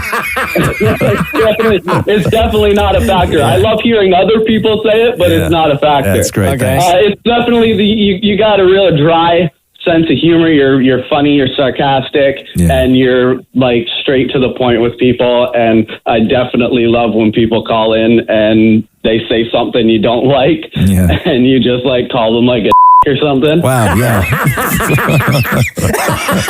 I definitely heard that. I heard that on the last podcast I was listening to last night. That's great. All right. All right. So you like Roz because he's rude. That's cool. All right. And Mocha is what? Obviously second. Mocha is second. You're very much correct. Mocha's second. And just style-wise, I like his style. And what are your thoughts on Damn It Maury? Damn It Maury makes me laugh a lot, but he absolutely disgusts me. Right. Oh, wow. Ouch. That one hurt. And it's no offense against him. It's the stuff that he does. It's the stuff that he does. He's not even paying attention right now. Maury, get your head in the game. Come on. No offense, Maury, but you disgust John. Like the boogers in the underwear thing? Yeah. You know, it's so funny, John, because some days Maury wants to play and where he'll just like come storming in here to defend himself. He's literally sitting in his room right now, just on his phone, pretending that none of this is even going on around him. You know, the show is happening, Maury. Yes, but I was replying to Anthony on DM. I don't care. Don't do Anthony work while we're doing the show. Well, you have no business with Anthony right now. You have no business with Anthony right now. The difference is he sent me 3 heart emojis, whereas this guy is telling me that I discussed him. Okay. Anthony. Is he on Instagram? How do you find him on Instagram? Yeah. Okay. Are you going to DM Anthony right now? Yeah, I'm going to tell Anthony to not bother you during Queer the Eye? hours that we need Maury to concentrate on the show. Okay, like literally, I have the chance to become friends with this guy I don't again, care. and you're going to ruin I it? don't care. I don't care. Yeah. The show's You're suffering because working. you're stalking Now, the guy from Queer can Eye. I ask you guys a question? Yeah, of course, John. Did you guys get my second text? Your second text? No? It was a fix my life text. Oh, it was a fix my life. Oh, my Bro, God, John. how much time do you think we have on our hands right now? Maury's trying to get... I'm married. All right, John, we have your phone number. We'll look through the text and we'll read through your FML and try to get you on a future episode, okay? Hey, that sounds awesome to me, boys. But thank you very much for texting in. Thank you for listening to the Roz Mocha Show. All the best. Anytime. Thanks for calling. Have a good one. All right, bro. You go back to Walmart. Mocha and I are going to go back to the show. Maury, you continue on with infidelity. The Roz and Mocha Show podcast. For the podcast. I love the podcast, man. I really do. Hey, Mocha. Yo! Are you ready? You done know. Let's do the news! The Roz and Mocha Show and Kiss 92.5 News Break. A woman in, I believe, Bangladesh gave birth to a child. And then she went to the hospital 1 month later with stomach pains and gave birth to twins. Hold on. Wait. Hold on. A 20-year-old woman in Bangladesh. Yeah. She gave birth to her first child in February. Yes. Then she went to the hospital 26 days later complaining of stomach pains. Yes. And unexpectedly gave birth to twins So who 3 were babies. hiding in a second uterus. But when they took the first baby out, they didn't know that there were 2 others in there? No. So it's not very common to have 2 uteruses. And when the uteruses develop, it comes from 2 tubes, and those 2 tubes then fuse together. And for some women, the fusion does not occur, and the dividing wall does not dissolve. So because she never received an ultrasound before giving birth to her first child, they didn't know the twins were even in there. She didn't even have an ultrasound to make sure? No. So the 3 of them were in there she chilling. was pregnant. And one of them was like, I'm about to be out of here. Yeah. You guys coming? And they were like, no, we're going to chill for like another month. Yeah, but you they go ahead. They didn't know. They were in 2 different uteruses. So she went in pregnant and was like, oh my God, I'm in labor. And they're like, yeah. And then she gave birth.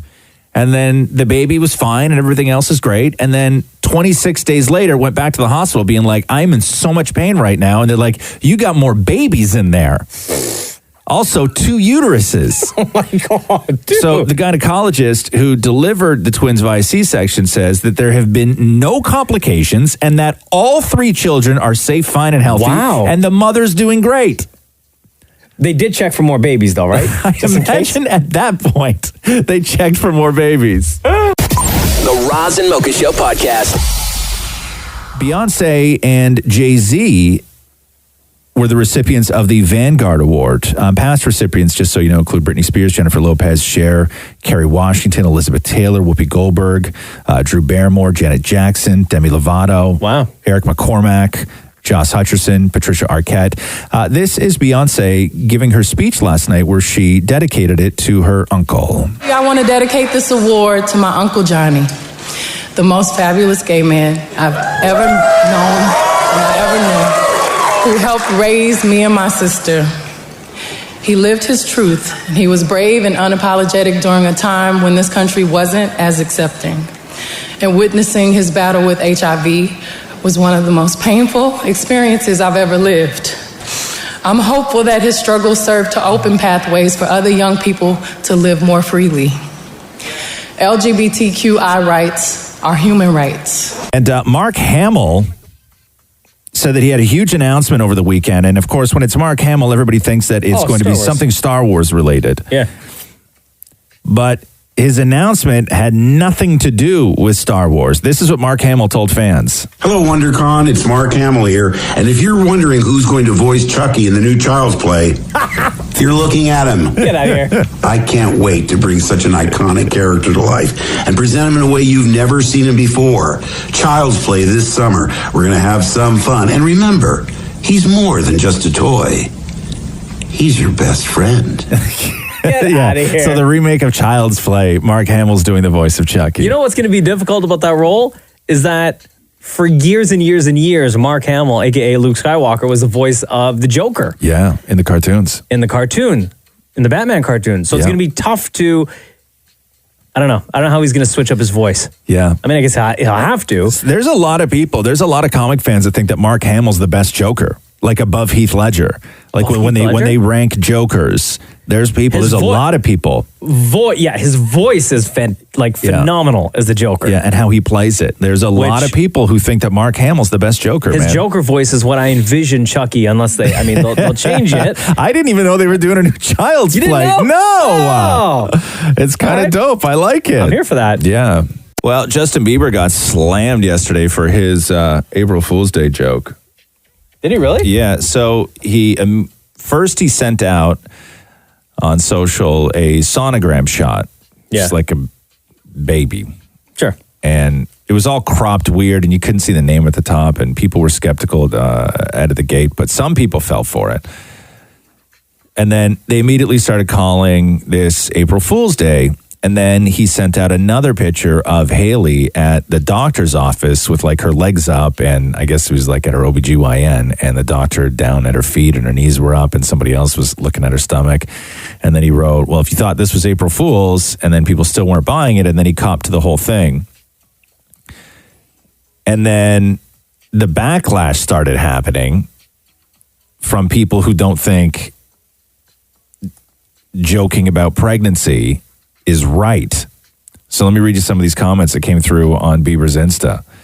Justin, as a woman who can't have children, I find this disgusting and disrespectful. It shows how immature you still are. Wouldn't it be karma if you couldn't have children? Can you believe this? Oh my God. I hope you at least have the decency to apologize for such a careless, disgusting act. If not, shame on you and your mother for not teaching you right from wrong. Another one. Pregnancy is not a joke. There's a lot of women who have lost babies and others who cannot have them, and you think it's a joke? Another one. I've always loved you and your music, but after this, I don't. You just don't joke about this. As someone who's lost a baby due to miscarriage, this just isn't funny. Wow. Right. That's a reaction. Listen, I get it. When everybody has things that are sort of close to them, whether it's been a traumatic situation or it's something you believe in or whatever, it doesn't mean that people can't joke about it. You know, like you're being offended does not make it. I don't want to say you're being offended doesn't mean anything because it means something to you. But, of course it does. But just because you hold something personally, because there's things that everybody holds personally to them. And it doesn't mean that you can't joke about it. You know, when he didn't we mean to hurt you. Announced that Jenna was pregnant with Cruz. Yeah. And we put it up on social. Right. I can't begin to tell you. And I never talked about that on the radio. Yeah. But the amount of DMs I got from women who listen to this show who are upset that we made the announcement. Why? We were being insensitive to, much like some of the haters to Bieber, that we were being insensitive to women out there who can't have children. But you're not being insensitive, like, at all. You have no idea. Dude, I had to reply to so many messages.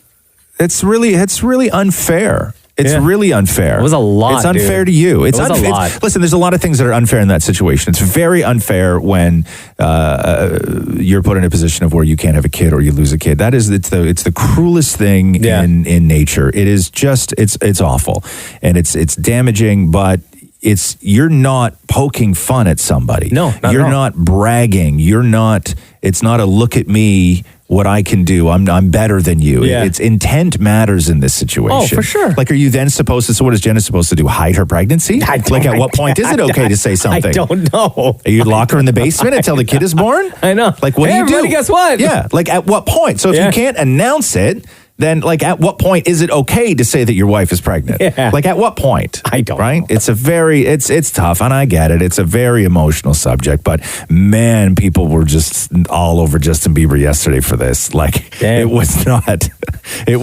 pretty at all. The Roz and Mocha Show podcast.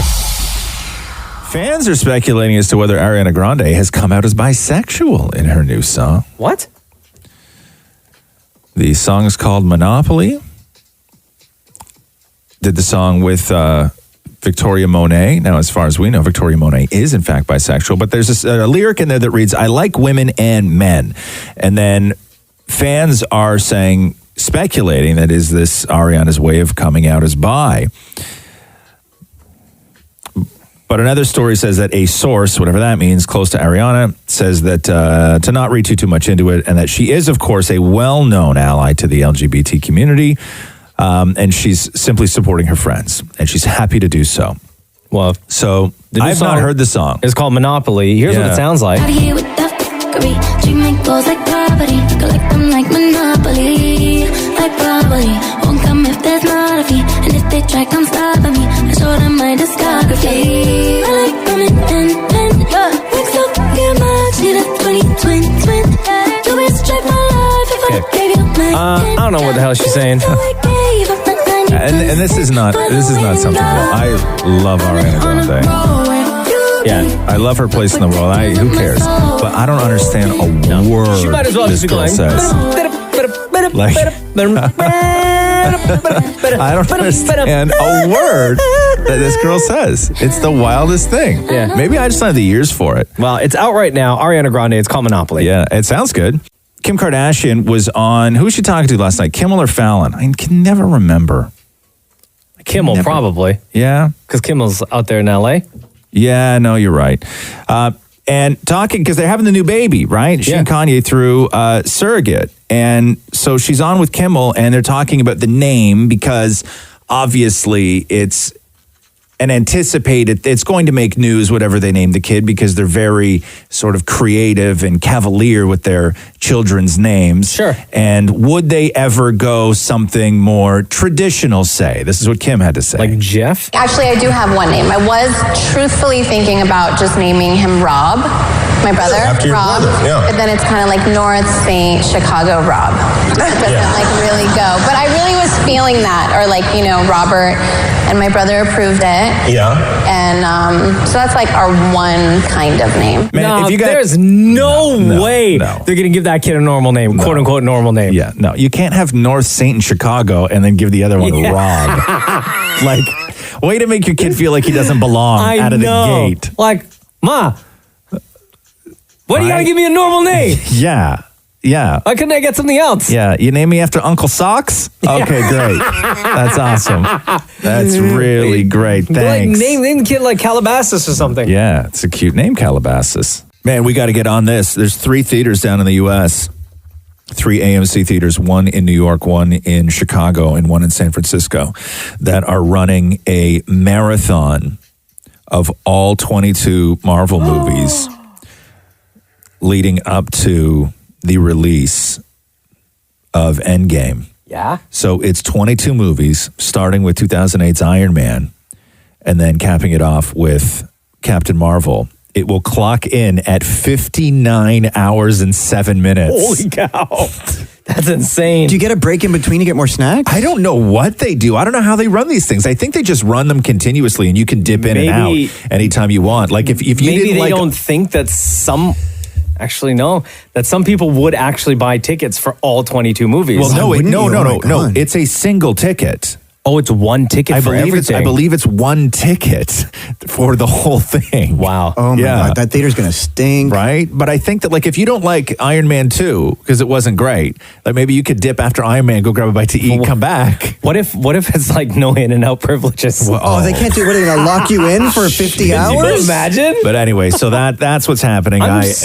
There's a lot of people who are interested in that. I'm surprised Toronto didn't do that. Yeah, somebody it just may not have been announced yet. Right. We were just talking about Avengers and the projected money that this movie's going to make is incredible. It's going to get to $1 billion. The question is, how fast will it get to $1 billion? So here's the fastest movies that have made it to $1 billion. Okay. So Fast and Furious 7 made it in 17 days.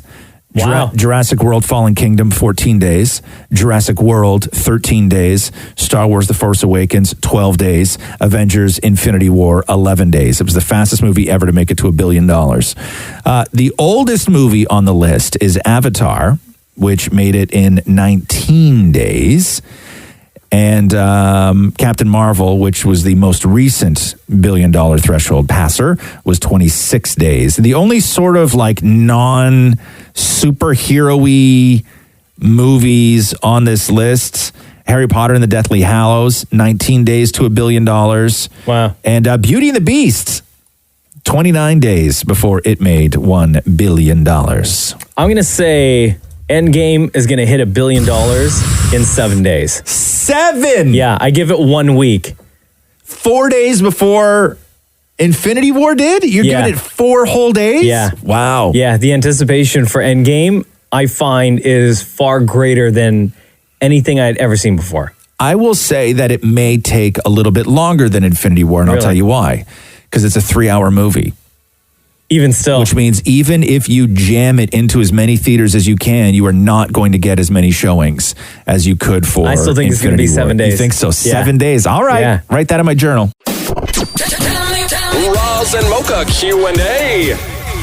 It's time. It's Ask Roz and Mocha time. Wow. Podcast exclusive. This is where we take all of your questions from Instagram at Kiss925 and roll through as many as we can. And we got a lot of questions too. Shall we get our guest on the phone? Yes, please. It's always good. Hello. It's Roz and Mocha. Hello. How are you, Jen? Oh my god. Oh my god. How are you? Oh my god. Sorry, I have to catch my breath. Oh my god. Jen, where do you listen to the show from? I listen from the podcast. Oh, okay. And where do you live? I live in Brampton. Okay. Yeah, girl. Alessia Cara's hometown. Yeah, she actually went to a school that's like really close to me, Cardinal Ambrozic. Yeah. Big up to Cardinal Ambrozic. How do you feel about Tristan Thompson representing Brampton as well? He actually went to my school at DeVille. Oh, yeah? I see him in my yearbook. Was he a cheater back then as well? He was in the basketball team, but he was so tiny and so short. But now he's like a beast. It's amazing. I can't believe it. Wow. It must be the American water. I don't know. Or the cheating. Or the cheating. Okay, possibly, Jen, we love you. What is your question for us today? Okay, so my question is, can there be a version of 5 and 7 that is in favor of Maury, like topics that he is more familiar with? For example, like Mariah Carey or the Golden Girls or like cheese, because we all know that he likes to eat a piece of cheese in the morning. Sure. And it's 2019. We want Maury to be #winning. So I'm just wondering. Okay, so is there a version of 5 and 7 is very simple, by the way, for anybody who's unfamiliar with it. We asked Maury to name 5 things. He has 7 seconds to name those 5 things. Maury, are there topics that you feel that you could excel at in 5 and 7? Oh my God, like she nailed the hammer on the head, like Golden Girls, Mariah Carey. I don't know so much about cheese. I like eating it, but if you name them, I don't think so. Okay, so a Golden Girl, I would say maybe Law and Order. I would say Sex and the City. I could kick ass at Seinfeld. Okay. You want to play real quick? Yeah, let's go for it. Okay. Position ready.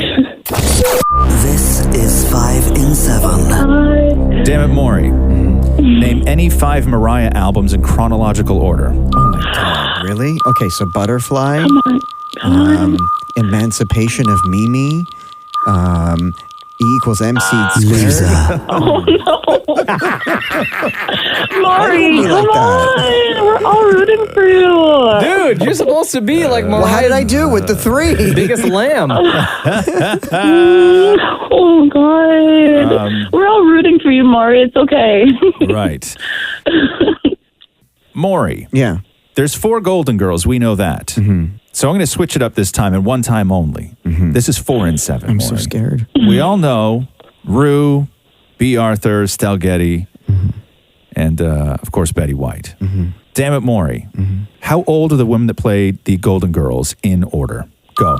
Oh my God, I have no clue. But who was oldest? Oldest was B. Arthur. Then it was Rue. Then it was Betty White. Loser. Then Estelle Getty. You don't even know, what are you doing? What? The time ran out, bro. Did it actually? Yes. That was 7 seconds. Yeah, that was 7 seconds. That felt like nothing. It's okay. Because I know that Estelle was the youngest. Okay, Maury. Oh my God, what are you doing to me? Can't you just be on my side? I'm going by what Jen wanted here. I know, but can't you be like, what are the furniture made out of? Wicker. Okay. Where's the house? Miami. What did they eat? Cheesecake. Yeah, but more. That's one question. That's 1 in 7. So true. What? Right? We can't do 1 in 7. All right, Maury, name 5 kinds of cheese. Brie, goat, Gouda, blue, feta. Winner. Holy! Wow! Look at that! Wow. For the first time ever, and only on the podcast, if David Maury just snuck in. get something right on 5 and 7. Jen. Oh my God. Wow. Hashtag winning. Yes, queen. There you go. Thank you, Jen. Oh my God, thank you so much. I love you guys. You guys are the best. Between Roz and Mocha, who's your favorite? Oh my God, no, I can't choose. I love Roz. Roz, hands down, because he's the ultimate. All right, girl. Thank you, Jen. Love you Thank too. you so much. Love you guys. Take care. Bye. Yes. Can we hang out? Where'd she go? She don't want to hang out with you. Just ghosted you, man. This is a great question. Okay. B asks, you're in a coma for 10 years. When you wake up, you see a laptop with Google open. Oh, no. What's the first thing you Google? Oh, what year is it? Yeah, I would probably do the same thing. I would Google the date and time and probably see what the biggest headline, like world headlines are. Presumably, you're going to see on the computer that what time it is and the date in the bottom of the corner. So Sure. let's say you've realized that it's 10 years. Okay, so what's the first thing you Google? World news. World news. Yeah. Shirtless photos of Zac Efron. Wow. Damn, really? Am I the only one that thought myself?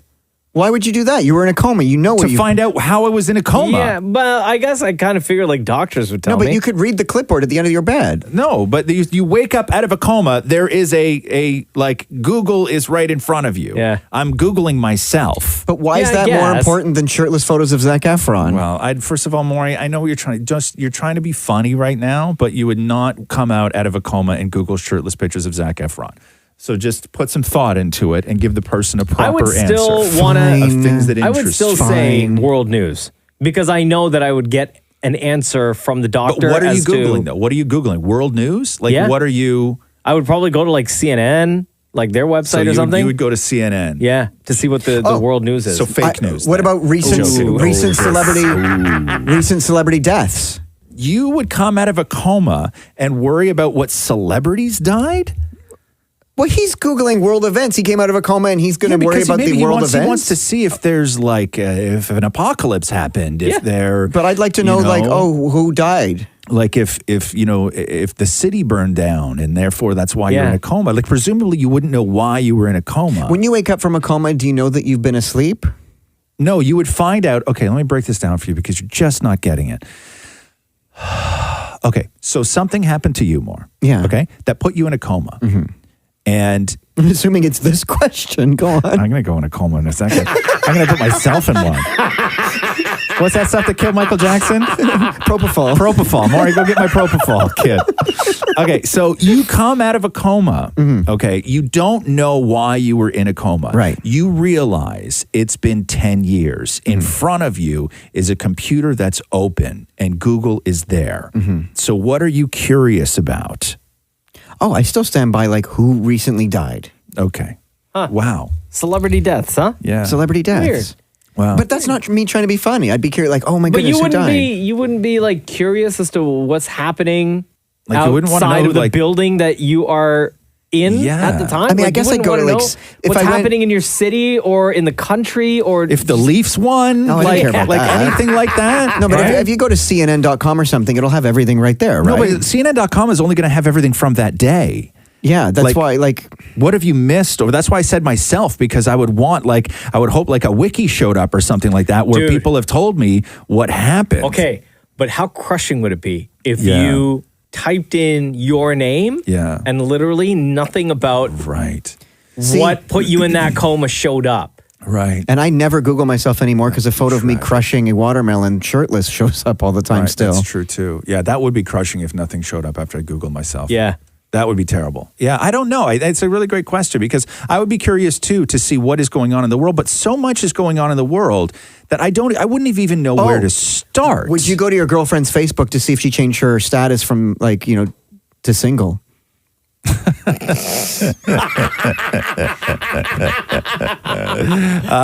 Yeah. See, not bad. Yeah, I would definitely check out Catherine's who she's been with for 10 years. Yeah, but who knows what social is. I don't care who she's with. I was in a coma for 10 years. I know, but now you're going to get angry with her because she was with another guy. No, I don't know how I would be. I would hope that she would still go and live a life, but I hope she wouldn't forget about me and just leave me to the doctors. And you call her and she's like, and you are. Yeah. Oh, no. Right. I'd be like, babes, I'm out of the coma. And she'd be like, really? But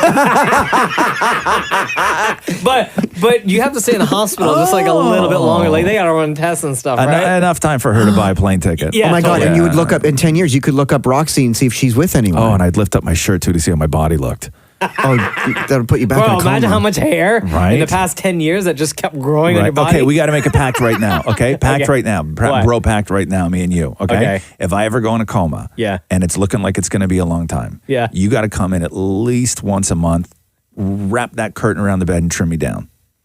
I got you. Okay. Don't worry. Done. Okay, good. Wait, everywhere? What's that? Everywhere? Everywhere that matters. Okay, Everywhere that I would care if about. Mocha's not available, I'll do it. Okay, I didn't ask you, Maury. I didn't ask you.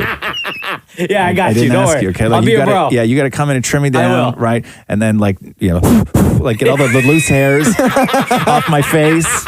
Okay. Yeah, I'll I got need you. to I got do you. that. Don't worry. Thank Don't you. worry. Okay. Gotta make that promise And also right now. my armpit hair too, because sometimes because I'm skinny, sometimes when I lie down, tufts, if my arm is against my body, tufts of hair squeeze out of the corner, and it looks like the top of a mini palm tree. Right. So make sure you clip those, and don't let the ones around the nipples get real long. Oh my God. Okay. No wonder Catherine left you in this coma. Right. Because I'm too much work. Okay, moving on. Nikki China asks, Nice to know that. what kind of student were each of you? Studious, laid back, etc. First of all, what's studious? Okay. Yeah. Roz. Says so much. I thought it was studious, like someone who studies a lot. Yeah. Yep, studious. Yeah. Were you a studious student more? Well, no, I was a loner. I used to eat lunch with the caretakers all the time, but I used to hang out in the TV room with all the people that did the editing and played computer games. No, but what about when you were actually in class and doing I was a work? terrible student. My dad did a lot of my homework for me. No. Frank had to do your homework? Yeah. No. When did he have time with all those singles parties that he's dragging you around to? What kind of student was I? I remember having a decent time in high school. I was bad boy, and you were a jock. I was not a jock. Well, you Stop. were. Get me more. You were on the basketball team. Briefly, but Briefly. I didn't ask to be on it, though. Stop having these weirdo fantasies and then placing me in them in your own head, More. It's so weird. It's so rude. Yeah. No, I remember enjoying high school a lot, and but I was there for certain things, and then I had no interest in other things. I wasn't a great student by any stretch. I am a total product of the public school system, never taking an advanced course in anything, graduating as a popular kid as opposed to a smart kid. So I had this sort of over exaggerated sense of self when I left high school, because you just think that you're smart and you're great. And then it took me years later to realize that I was just not as smart as I thought I was, and I had a lot to learn. So I wound up gaining most of my sort of knowledge way after high school. I didn't really learn a whole lot in high school. I don't know if I read a book in high school, to be honest with you. I really don't. And I thought that I was great. I thought that I learned everything I needed to learn. I thought I really did high school. And when I came out of it, I realized that I hadn't, and I had just concentrated on other things. Not the wrong things, but just other things were a priority for me. And so I was that kind of student. In elementary school, I was bad. I used to get in trouble a lot. Did you? Yeah. And I never really, really paid attention. And then high school, my grades were terrible. I was like made the average to pass. Sure. Yeah. And I don't know. I didn't really try, to be honest with you. No, because I wasn't into any of the classes. No, me neither. I was into girls, smoking cigarettes, and playing guitar. That's what I was into. 16 years old is when I knew that I wanted to be on the radio. Yeah. And none of the courses that were offered in my high school at the time, I felt was really going to help me. Yeah. And then once I got out of high school, like I passed eventually. Yeah. And once I got out of high school and I went to radio college, it had everything that I was looking for.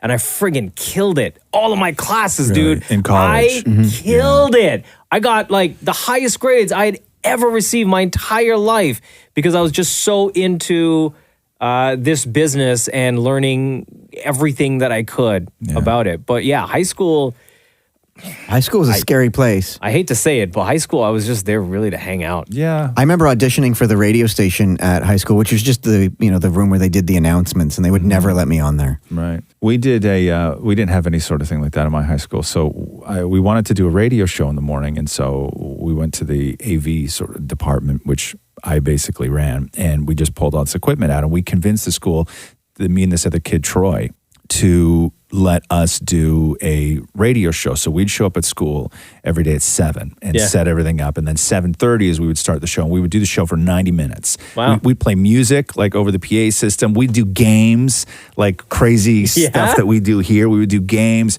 We would have people come up and be on the show with us. We'd do interviews, and then it would end with the announcements. So my last year of high school, we did this like morning show, me and this other dude. It was a total disaster. We used to play stuff off. We had 2 CD players, and we didn't have like a proper mixer, so we'd play all this crazy, we'd play, whatever music was popular at the time, Soup Dragons or whatever the hell it was. a lot of U2. So Roz and Troy was before like Roz and Mocha. Yeah, no, it was, and so we did that, and then I went to college, and I had no interest in college either. Yeah. And I took radio in college. I dropped out after a year. I was just terrible because I realized I didn't want to be on the radio. It was the last thing that I wanted to, because I went to college and it made it not fun. And I didn't want to do it. So, and I realized I was dumb. Like I didn't know a lot. And then so I took a long time and I just read everything I could, and I just became like a great writer. Like writing was just my number one goal. And then I started writing and producing for shows. And I was doing that for years until I was 30 before I started doing any How are you in the Hall of Fame for that school if you dropped out? Because I'm, I don't know. Oh, because he's on the most successful radio show across the country. Because I'm a dropout, but you're. So you proved the system wrong. No, I didn't necessarily. I don't have ill feelings towards college. I really don't. But my brother is the same way. Like when my brother took animation in his college, which he was the best school in the world to go for animation at Sheridan College back in the day. I think it still is. And when he was in school, people from Disney and ILM, which is Industrial Light and Magic, they used to fly from California up to Oakville to go and sit with the course heads of this animation course and just go through students' portfolios. And before they left to go back on the plane to California, they would just offer kids jobs. Oh, wow. And then so people were leaving this course that my brother went to, getting on planes and flying to San Francisco to go and work for George Lucas, right? And so that was the goal. So for me, I came from the mentality of graduating high school was never the goal. Graduating from college was never the goal. If you managed to job out, if you managed to find work in the field that you were there for. And so graduating was never a thing for me. I never wanted to be a college graduate. But so now same thing with my brother. So he didn't finish, and now he's been working in animation forever. He directs. Dude, did Magic School Bus? Yeah, he's done both runs. He does the Magic School Bus for Netflix right now too. So I've never had that I needed to graduate thing. Right. Like I never got it. I don't think anybody in the history of my family's ever graduated from college. Oh, really? What if Cruz or Roxy are in the same boat and they want to do? Are you going to support their decision? Of course I will. Okay. Yeah. Of course I will. Yeah. Once she finishes college, I'll support any decision she wants. Before she got to finish college. All right. Here is a scenario that Mark threw at us. Okay. Hit me. It's late at night. Oh. 12 or 1 a.m. Gotcha. You got home from whatever occasion. Okay. As soon as you get out of your car, you encounter 2 skunks. Oh, no. On the walkway leading to the front door of your house. Okay. you really need to go to the washroom badly, and the skunks are not leaving their spot. Getting in the car and driving is not an option as you spot another skunk loitering around your car. That's a lot of skunks. Okay? And he ends it by saying, this happened to me before. Oh, wow. So if you're wondering why the situation is extremely specific, is because Mark was in that situation. I know what I'm doing. I'm jumping skunks. Are you really? Yeah. But but my question is, if you start peeing on the skunk, will the skunk just run away and you can then go? No, you can't pee on an animal, Maury. That's like, you That's just cruel. don't do that. No, I would jump skunks. Really? Yeah, I would. I would. No, would. wait. That's too risky, dude. Yeah. Like, they're if you try- they're not gonna hit you while you're in the air. And You don't know from that, what I know though. about skunks, I come really close to skunks all the time in my neighborhood. All the time in my neighborhood.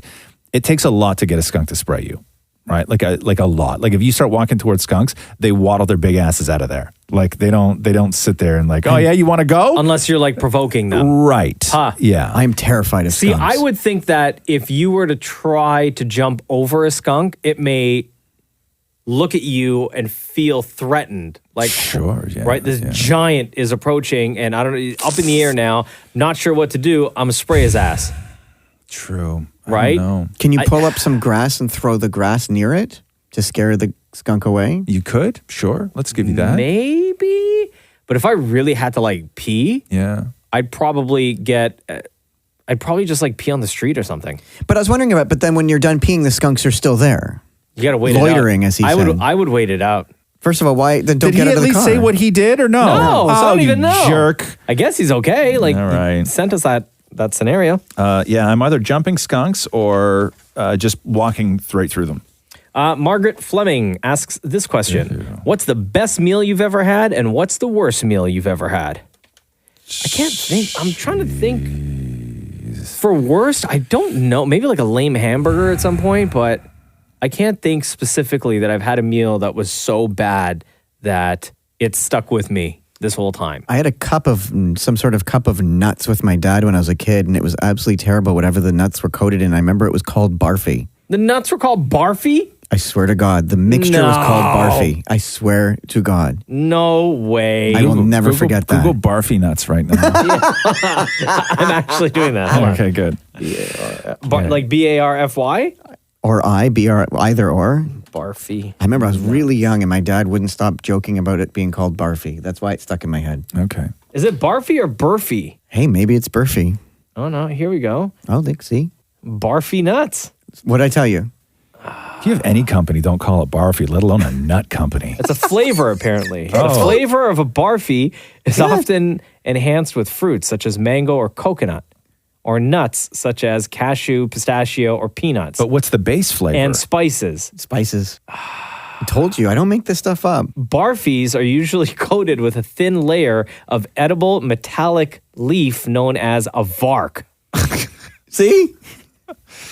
Wow. Yeah. Oh, wow. Did I just blow your mind? Yeah, you did. Bro, your dad is gross. No offense. I love you and everything, honestly, Frank, but nobody should give that to a kid. Right? No kid wants He thought it was a funny. metal flake nut spiced. That is so gross. I like Max's question. Max Kroll writes this. Says, who is Batman, Superman, and the Flash of the three of you? Maury can be old bad Aquaman, he says. Oh, damn. Okay, ouch. so if we're only going with the Flash, Batman, and Superman out of the three of us, who would be who? That's tough. I feel like Roz is the Batman because you have the Batman voice. Yeah, because I would say Mocha's Superman, but that means that you're Flash, Maury, and there's nothing fast about you. Yeah. Well. Like... So then can I be Batman? No, you can definitely not be Batman. I'm Batman. No, you definitely can't be. No, I agree with you, though. Yeah. I would be Superman. Yeah, You would be yeah, Batman. Yeah. You know who Maury would be? Gleek from the Super Friends. I don't know what that is, but it's not on the list. Right. Super Friends were, remember Super Friends? Didn't they have the Wonder Twins? Didn't they have a pet monkey named Gleek?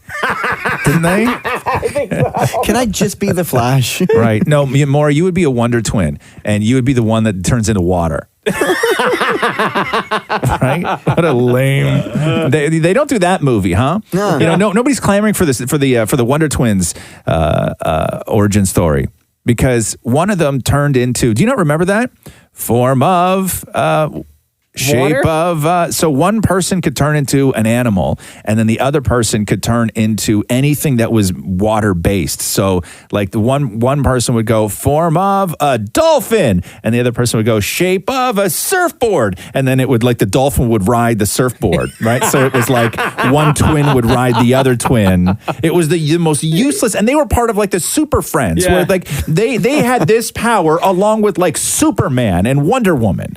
Right? And then you had the two twins who one could turn into a pail of water if you needed it. I feel like the adults in that group were just like, oh, these kids are so lame. But we have to look after them. And we promised their parents. Do you not remember the Wonder Twins, Maury? No. Oh my God. And they had the lamest outfits. The lamest outfits. What, is this blue spandex? No, it was like purple, and they had popped collars. Oh.